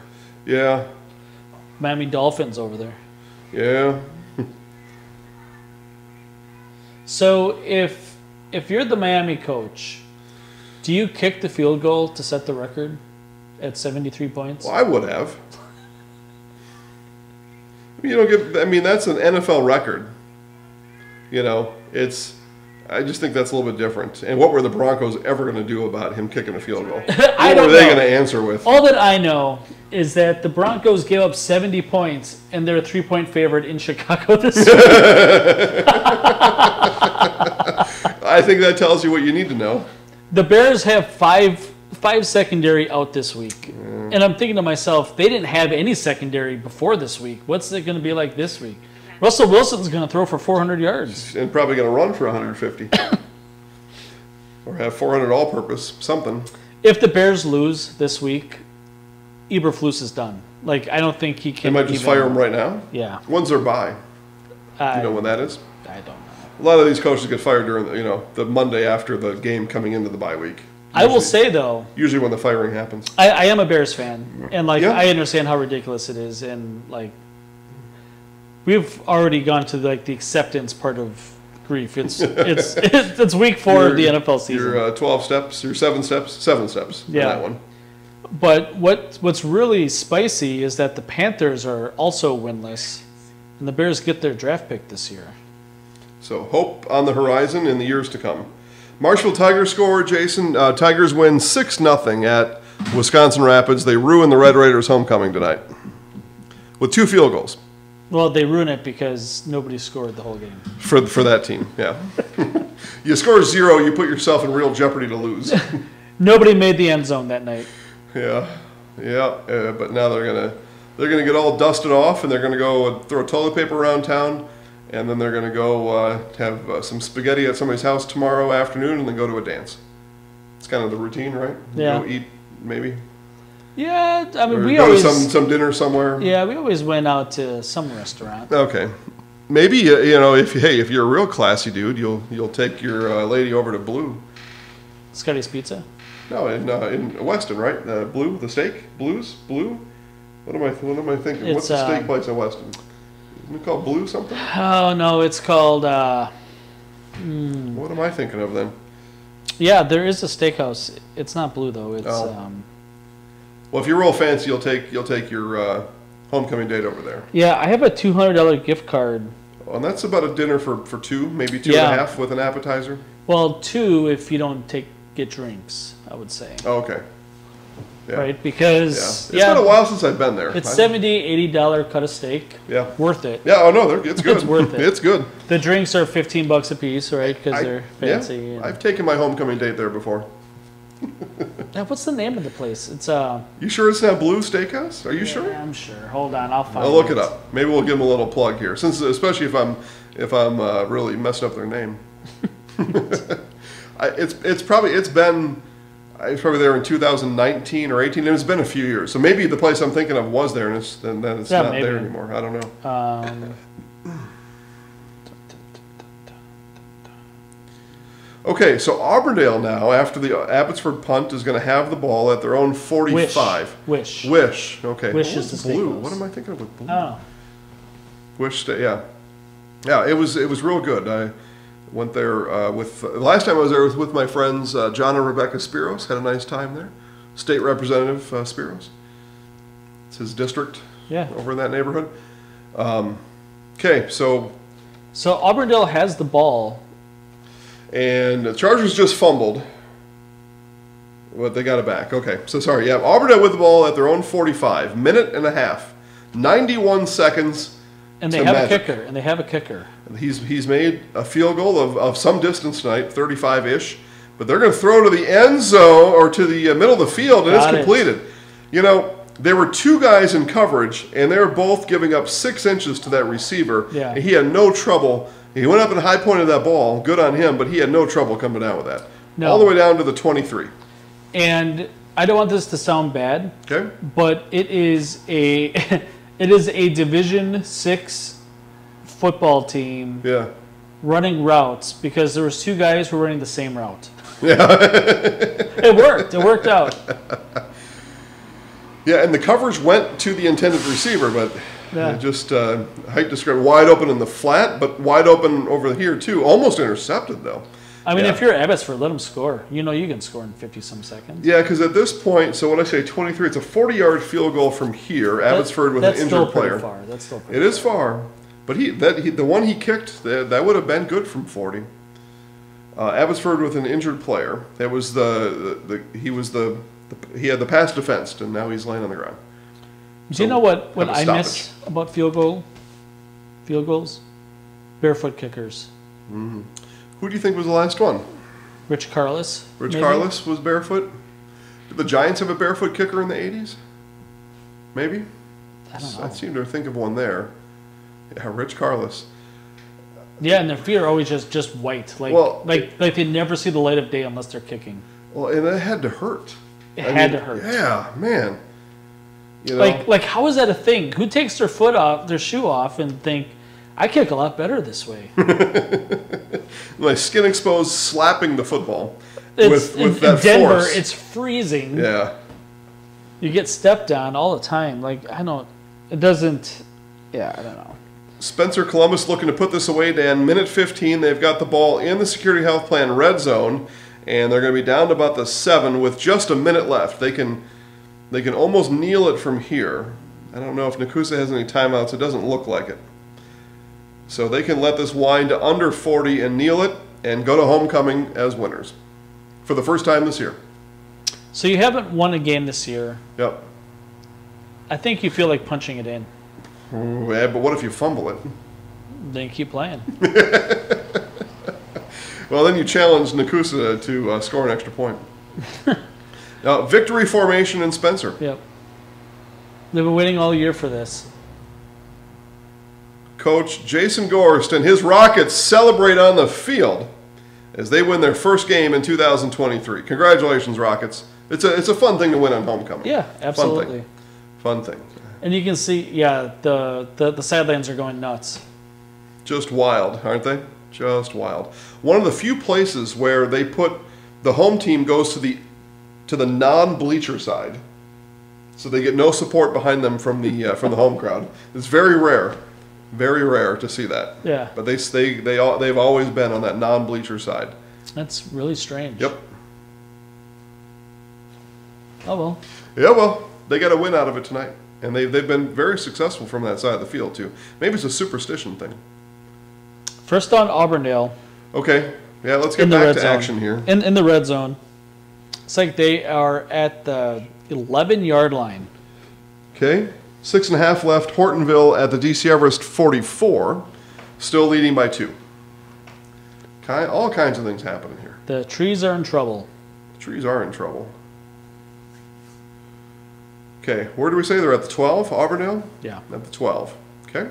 11. Yep. 11, maybe 12. Hey, well, either case, it is the security health plan red zone. That's what matters.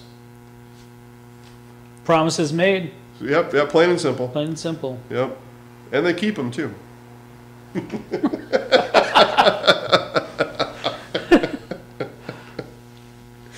Wittenberg Burnhamwood going to heave to the end zone. And incomplete. And that's the game. All So right. Stratford will be in victory formation. All right, Eagles, quarterback, keep. He's going to lean ahead. He's going to gain about 4. It's going to be 3rd and 1. Our 3rd clock and just 2. lost 30 seconds, so I don't know what the real time is here. Well, he may have had to reset it. Yep, they're going to kick a field goal at zeros here, Dan. So they call the timeout with about 4 or 5 seconds left. So Auburndale going to have a chance here to walk it off with a field goal. Probably Auburndale's homecoming too. Yeah. Probably. Good chance. Week 7 at home. That's usually a pretty good time. Walk-off field goal, Division 6. Love it. Yeah, I mean, you go across all of Division 6 and you find field goals attempted. There's tonight, on just one night, there's probably 8 or 9 attempted. Mm-hmm. Probably 3 or 4 made. This guy's 1 for 1. Chance to be 2 for 2. We had one last year in Amherst, right? A lengthy one, 35. Yeah, a big comeback for Amherst that day.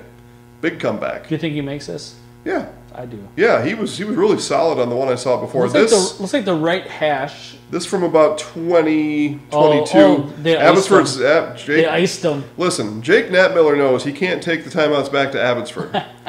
He knows that. So he's going to call that timeout.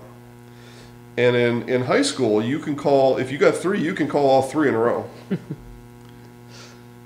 I don't know how many he's got left, but he called 1 for sure. Yeah, see there he's making our BBC right there. I like it. Yeah, delicious. Just delicious. Scotty's Pizza, 384-8118. There's still time, Marshfield folks. Get your pizza ordered now and have it delivered right to your house.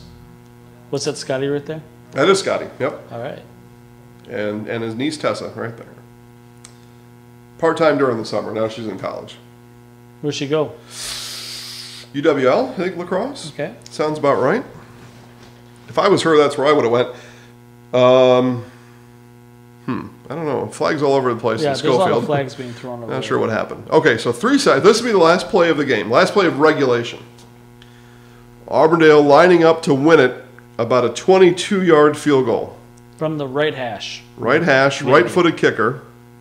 It is sky high and good. Walk the it off, Eagles. young Wow. man. Wow. What an ending in Auburndale. That is one of the highest 22-yard field goals I've ever It seen. was a rainmaker. Yeah, he made it by 8. I mean, it wasn't like he barely made it over the crossbar. It was a really good kick. Just kicked it about 50 yards in the air, like straight up.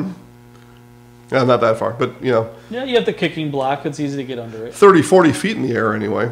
Yeah, and I mean, I think if you're the coach, you might even tell him, just make sure it's not blocked. Just loft it, right? You don't have to kick it as hard. Yeah. Just kick it. Yeah. Well, what a game there. I mean, if you Hard-fought like game, offense, if you like offense, you were happy with that one. Both teams are going to make the playoffs. Yep. Almost certainly. Yeah. So I think Auburndale clinches tonight. I was just looking that up. Just looking Because it they up. have not played Edgar, so I think that is their 4th win.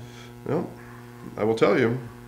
Everybody in the Marywood Yep. South gets 2 built-in wins. Yep. Because they all won the crossover. So, Auburndale is officially in the playoffs. Congratulations, Eagles. In the playoffs. We'll put. So we got to put Auburn. Well, I don't have D6 up there because that's still a little muddy with, 6 and 5. Yep, Who's going to be in what division? Stratford this far clinched out. last week, but they might have clinched the conference here. Well, let's look. They have Wyowega left. They have Wyowega and Spencer. So, presuming the results, right? Yeah. Presuming the results, because today both Wyowega and Wyowega Fremont and Wittenberg Burnhamwood, I was told I got to say all the dang city names on there. Both those teams took their first loss today. Yeah. So Stratford now leads by a full 2 games over the Chargers. They lead by a full 3 games over Amherst. And they lead by a game over Wyowega Fremont. And up next for Stratford, they are at Wyowega Fremont. So they can officially clinch next week. And then they'll have their coronation, conference coronation at home to Spencer Columbus on week 9. 8th inning, the Cubs score 2. It's 3-2. It's not over yet. Game the Cubs got to have, right? They got to have it. Have to sweep. There's more bedlam in Schofield. kids running all over the place. Is it possible to put that up on the screen? Mad and yeah, that'd be a better idea, wouldn't it, than having to look over here? I mean, we do have two cheese commercials going on. You know what that means? It is my favorite commercial. It means game over. That means may the cheese be with you. Nasonville Dairy, big time sponsor here.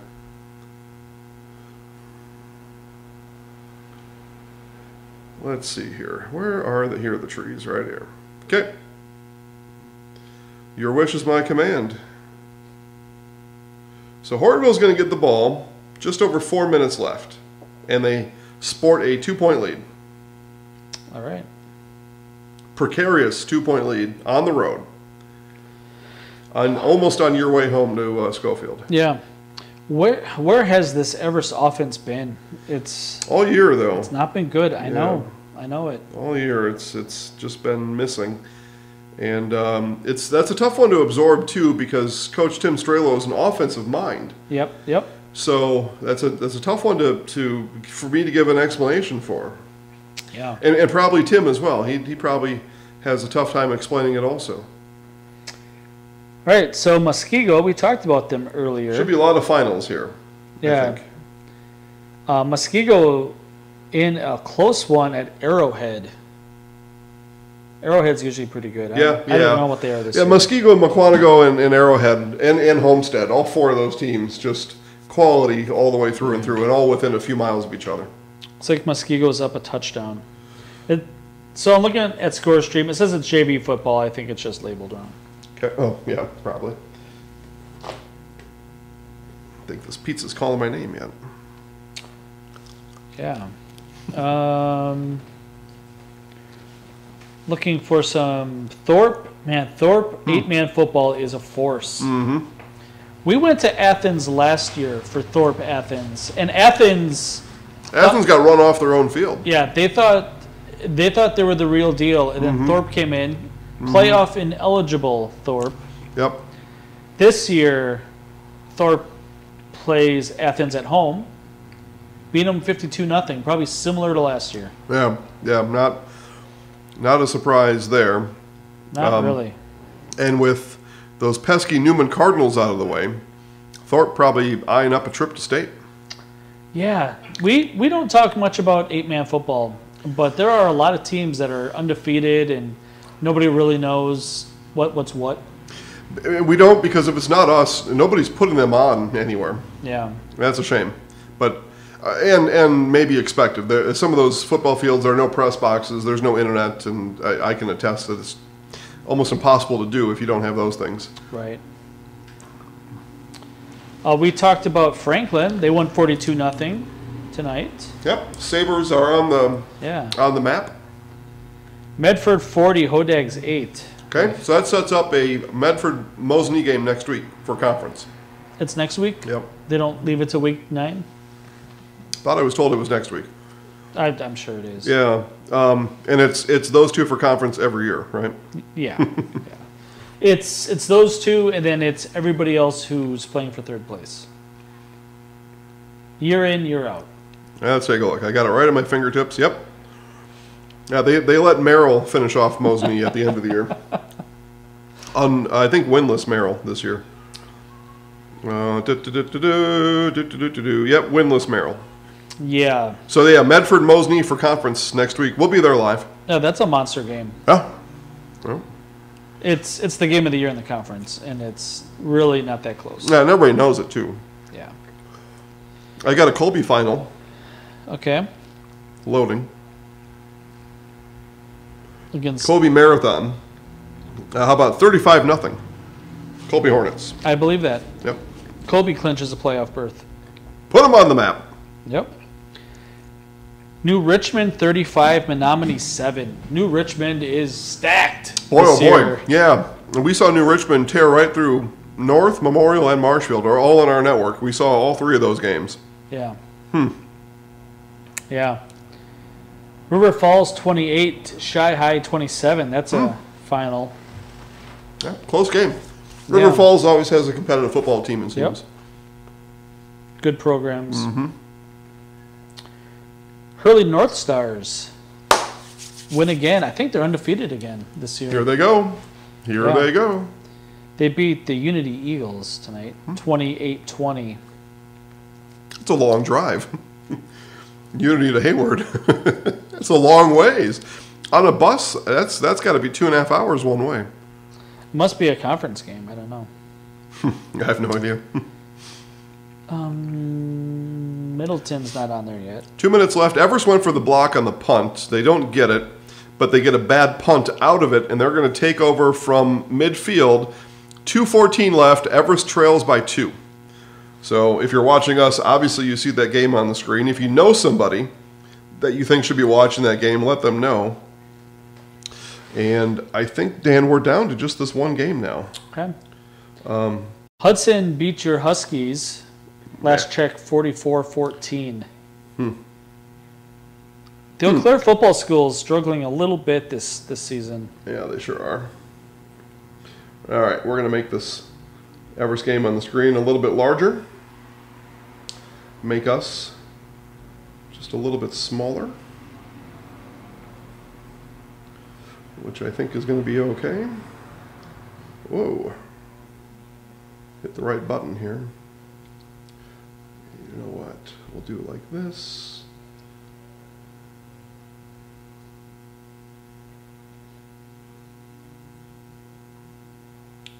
There we go.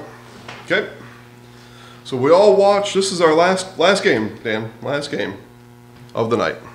9:30. Pretty quick night overall. Yeah. Running clock scenarios here and there. But yeah, this is going to do it here. Everest gotta have a win. May have just thrown near interception. The receiver turns defensive back to break it up. Yep. So what do we say? If Everest wins, they clinch a playoff spot? Is that what I said a minute ago? Yeah, you said the winner does. The winner, yes, the winner does. Yeah, this Yeah. is a good game they finish with. Winner will be headed to the playoffs in Division 1. Your despised Cashton Eagles won 46-6. I hate them. That logo is horrendous. I've never even been to Cashton before. I don't think.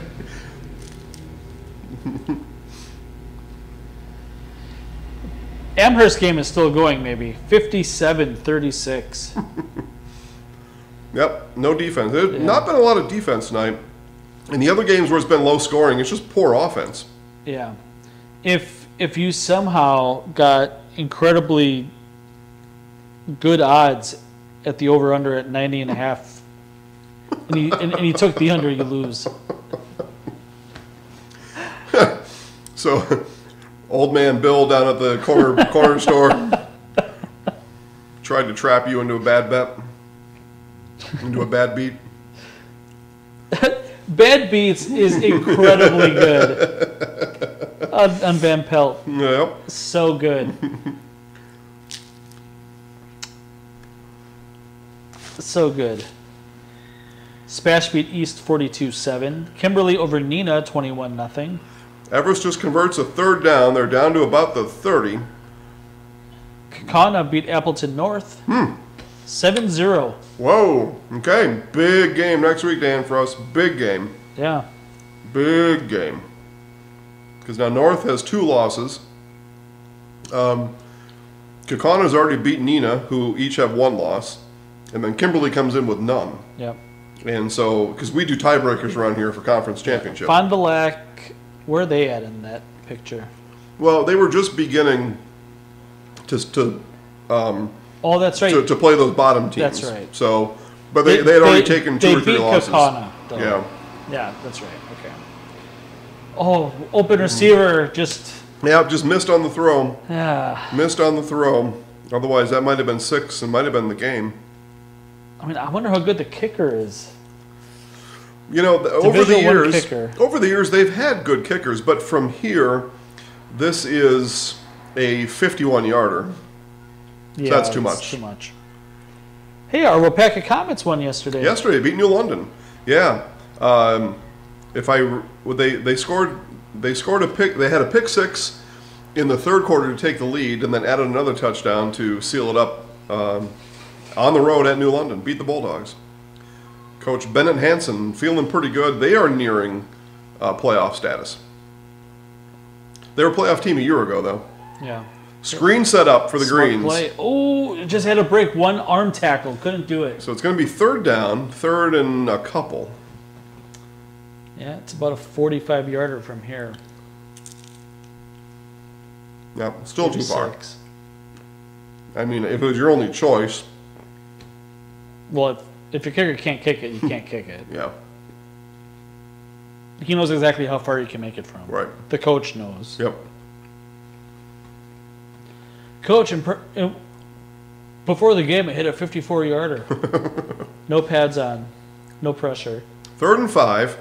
Oh. And a jailbreak. What in the world Late is this? handoff, and it goes backwards. Oh, that is a terrible, terrible looking play. I don't know if that's how it was supposed to be. So now it's going to be fourth down. Obviously, the offense stays on the field now. Everest takes a timeout to figure out the play, it looks like. I mean, throw it away. Easy for us to say. Yeah. We're not being chased. Yeah. We're not going to get the coaches yelling at us Yep. because it we all didn't do the happens play. within a couple seconds, you know. Yeah. Yep, for sure. For sure. Let's see how the Brewers are doing. Okay. Let's see how the Cubs are doing. Bottom of the 8th, still 3-2. 3-2 Brewers, okay. The Cubs are pitching their closer, Who is that? Stroman?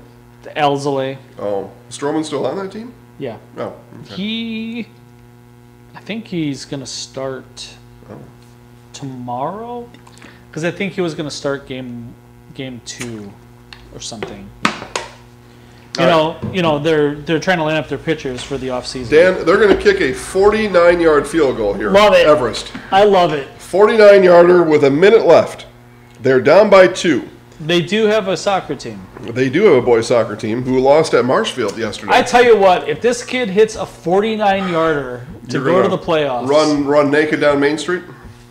He's going to be homecoming hero if it's homecoming. Probably a pretty good chance there too. It's homecoming. I think Wausau tries to stagger them because they'll go to all the dances. Oh, it's short. It's short. Not short by much, though. No, missed it by about 2 yards. Hortonville hangs on, and the way they're celebrating would indicate that they got 2 kneel downs and a trip to the playoffs. I mean, good effort by the kid. It looked like it was maybe right and just a little bit short. Just a little bit short. Just a little bit short. I mean, 49 yards in high school. 49 yards. Yeah, you think you could get 8 yards. Because right? That was the other choice, right? You keep the offense on the field 4th and 8.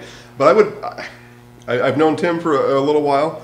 I think his thinking is offensively. Look, we've done nothing all night. Yeah. 4th and 8. Let's I don't know. Let's see about the field goal.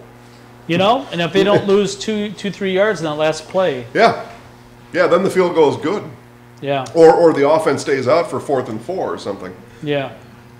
Okay, victory formation for the Polar Bears. A lot of people, including me, left Hortonville for dead 2 weeks ago. They are a playoff team in 2023. Yeah, good for them. Assuming they don't fumble the snap here.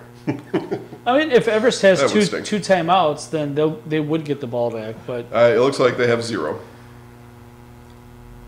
So 0 timeouts. And we're 1 snap away from bringing this version of the Security Health Plan Red Zone show to an end. Again, 9183 is your code. You get a free month at Zaleski Sports as a VIP. 1 free month, so go sign up right now. There it is, Dan. Okay. What did you learn tonight? I learned that Hortonville, honestly, Hortonville could still win conference. They only have 1 loss. I had their schedule here. Let's look it up. So for that to be true, they would still have to play Spash. And well, they already have, and Spash beat them, so they would need to lose. Spash would need to lose. Okay, so who does Spash have left? Yep, let's look it up here. I mean, it has to be. Spash plays at Marshfield next week, so probably a win. And then they finish up with Appleton West. Okay, so. And Marshfield just scored 70 on Appleton West last week. 70. So, Spash your league champ. If you combine all of Marshfield's points outside of that game, double it, you don't hit 70. Or close to 70. Well, here we go. 10, 48, 62. Yeah, so they've scored 62 outside. Well, now tonight, 68 outside of that game. But still. Yeah. Still. Yeah. And we chuckled a couple weeks ago when the Spash student athlete, the wide receiver, called conference. He did. And after only winning the second, they beat Wisconsin Rapids that day, and he called conference. But guess what? They're conference champs. Not officially, but according to me they are, because they only need 1 more win. And they'll get it. And they've got Marshfield and Appleton West to find 1 win to win conference. Yeah. Yeah. What else? What else you find out tonight? I'd say, congratulations to Spencer Columbus. Yeah. You get a win. It's not easy to win a football game. It takes a whole week of effort at practice. Yeah. Stratford looked good again. Stratford, not quite clinching conference championship, but on the doorstep. On the doorstep. Waiwega next week would seal it. Yeah, and it appears as though Stratford's going to go in on paper as the favorite to win that game next week. Yep. Stratford could very well be a highly seeded team. Try to get back to Madison. Yeah, I don't have the spreadsheet open. I want to say there were 4 or 5 this week or something. Right now, yeah. So, probably a solid 2 seed right now with a chance at a 1. Yeah. Which would be good for them because they didn't have that last year. They were on the road every game in the playoffs. They went in as a 5, I think. Yeah. And what a difference that would be. Yeah, and Wittenberg was undefeated, at least in conference coming in, so that's going to help them. Yep. Waiwega only has the one loss, Yep. so that's going to Yep, help yep. them. They're Seed score is going to be strong, I think. yeah, they're gonna climb. They're gonna be a top 3 probably, mathematically in the state. Which is what the seeds are about in football, Yeah. is the actual math, so again, that's why I'm telling you people, you got to be a VIP, because you'll get to see it next week already. You'll get to see those seeds, which again, there will be a game pending yet, but you'll see the actual seeds that are coming out. Yeah, You can see them a whole week ahead of time. you know, as a math guy, it's really interesting to see how you have very few games, and there's a lot of like you win, you drop 4 spots, right? Yeah, Or you lose and you jump 2 somehow. But now that we get more games into the database and the formula, they're not moving a whole lot anymore. Nope, things are settled in. Yeah, what you are is what you are. Yep, yeah, they're settled in. There are no bonus points for winning conference. Nope. That's just a fun thing you get to talk about when you're a 30-year-old guy sitting around the dinner table. 30. Whatever. 60-year-old guy sitting around the park bench. I was looking here. Larry Hazer usually sends me a Neilsville score by now, but they must be on the road somewhere far away. He hasn't sent that in yet. But Yeah, that's going to happen. no, they're at home because it's homecoming. Well, anyway. Homecoming everywhere, man. Yeah, that's that time of year. Good for the kids. All right. Anything else? I don't think so. Last check on Cubs Brewers. It is Ninth inning yet? 3-3, ninth inning. All right. The Cubs holding in there. They played the Braves tight those 3 games, right? The first 2. The 2? What? Yesterday's game was a blowout. It was 5-3 or something. Yeah, but I mean, there. They didn't blow it in the last couple. A fly ball. A missed fly ball scores Yeah. 2 runs. Yeah. I mean, they were going to blow that in the ninth anyway. I mean, come on, but they were up 6-0 in that game. It was 6-0 in the 7th inning. It's the Braves, though, man. You just can't keep the Braves down for that long. Yeah. I'll be at Newman tomorrow. Yeah. Okay. Thank you. That's a good reminder. So let's wrap up with that. Broadcast schedule at ZaleskiSports.com. Again, I know nothing fancy. I look at the phone. You should too, because it's all right on there. I go to ZaleskiSports.com. I see we got all-day volleyball in Oostburg. The Pacelli Cardinals on a late season Saturday in Oostburg. Yeah, I tell you what, if you are a volleyball fan, Yeah. going for 7 hours to one of these meets is definitely your jam. Or if you think you want your kid to play high school volleyball, no, your Saturdays are ruined. And Ruined. it would be better. I love it. I love that these teams get to play sometimes 4 matches on a single Saturday, right? It's really good for the kids. But as somebody who's in the stands sitting on these bleachers, it is brutal. Yeah, the bleachers are always just so comfortable. And then you get nachos and you get chips and a soda. That's your meals that day. And yeah. Anyway, so hey, just for extra fun too, that all starts at 8 a.m. Of course it does. So our very own Cale Jacoby leaves from Arpin at around 4 a.m. to go to Oostburg. Is he going to be in a suit? But he has appeared in a suit often. Yeah. You saw him here 2 weeks ago in a suit, I think. He got back from Spash. Black suit, I think. He's at a game somewhere tonight. So think about that. He's at football tonight. And then hey, how's it going, man? He's got to be to Oostburg by 7. Oostburg's on the lakeshore. Yeah. All right. So that's 8 o'clock volleyball. Dan's game, Marion at Newman. Is it Marion Tigerton or are they 2 separate teams? Separate. Okay. Marion at Newman.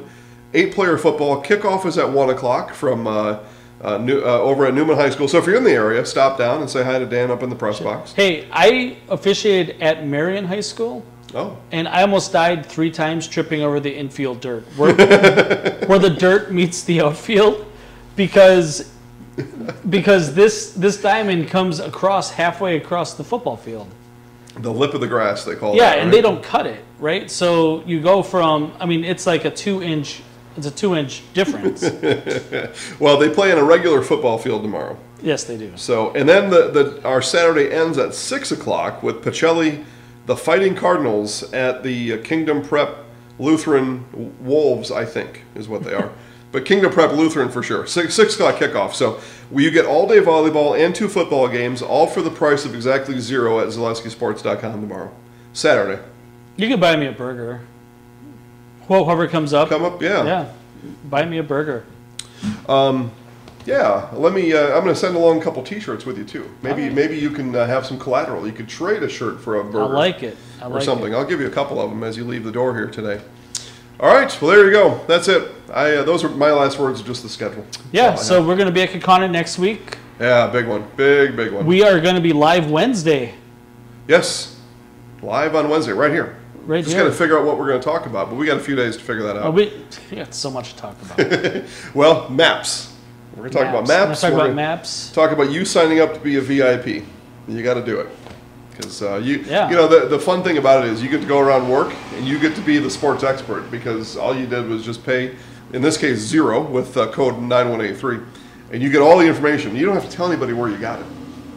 Yeah. Just go around bragging about who's going to be in there. Hey, maybe you do a little fundraising off your $5 investment. I don't know. That's up to you. And then in 2 weeks is the last Friday of the football season. Yep, October 13th.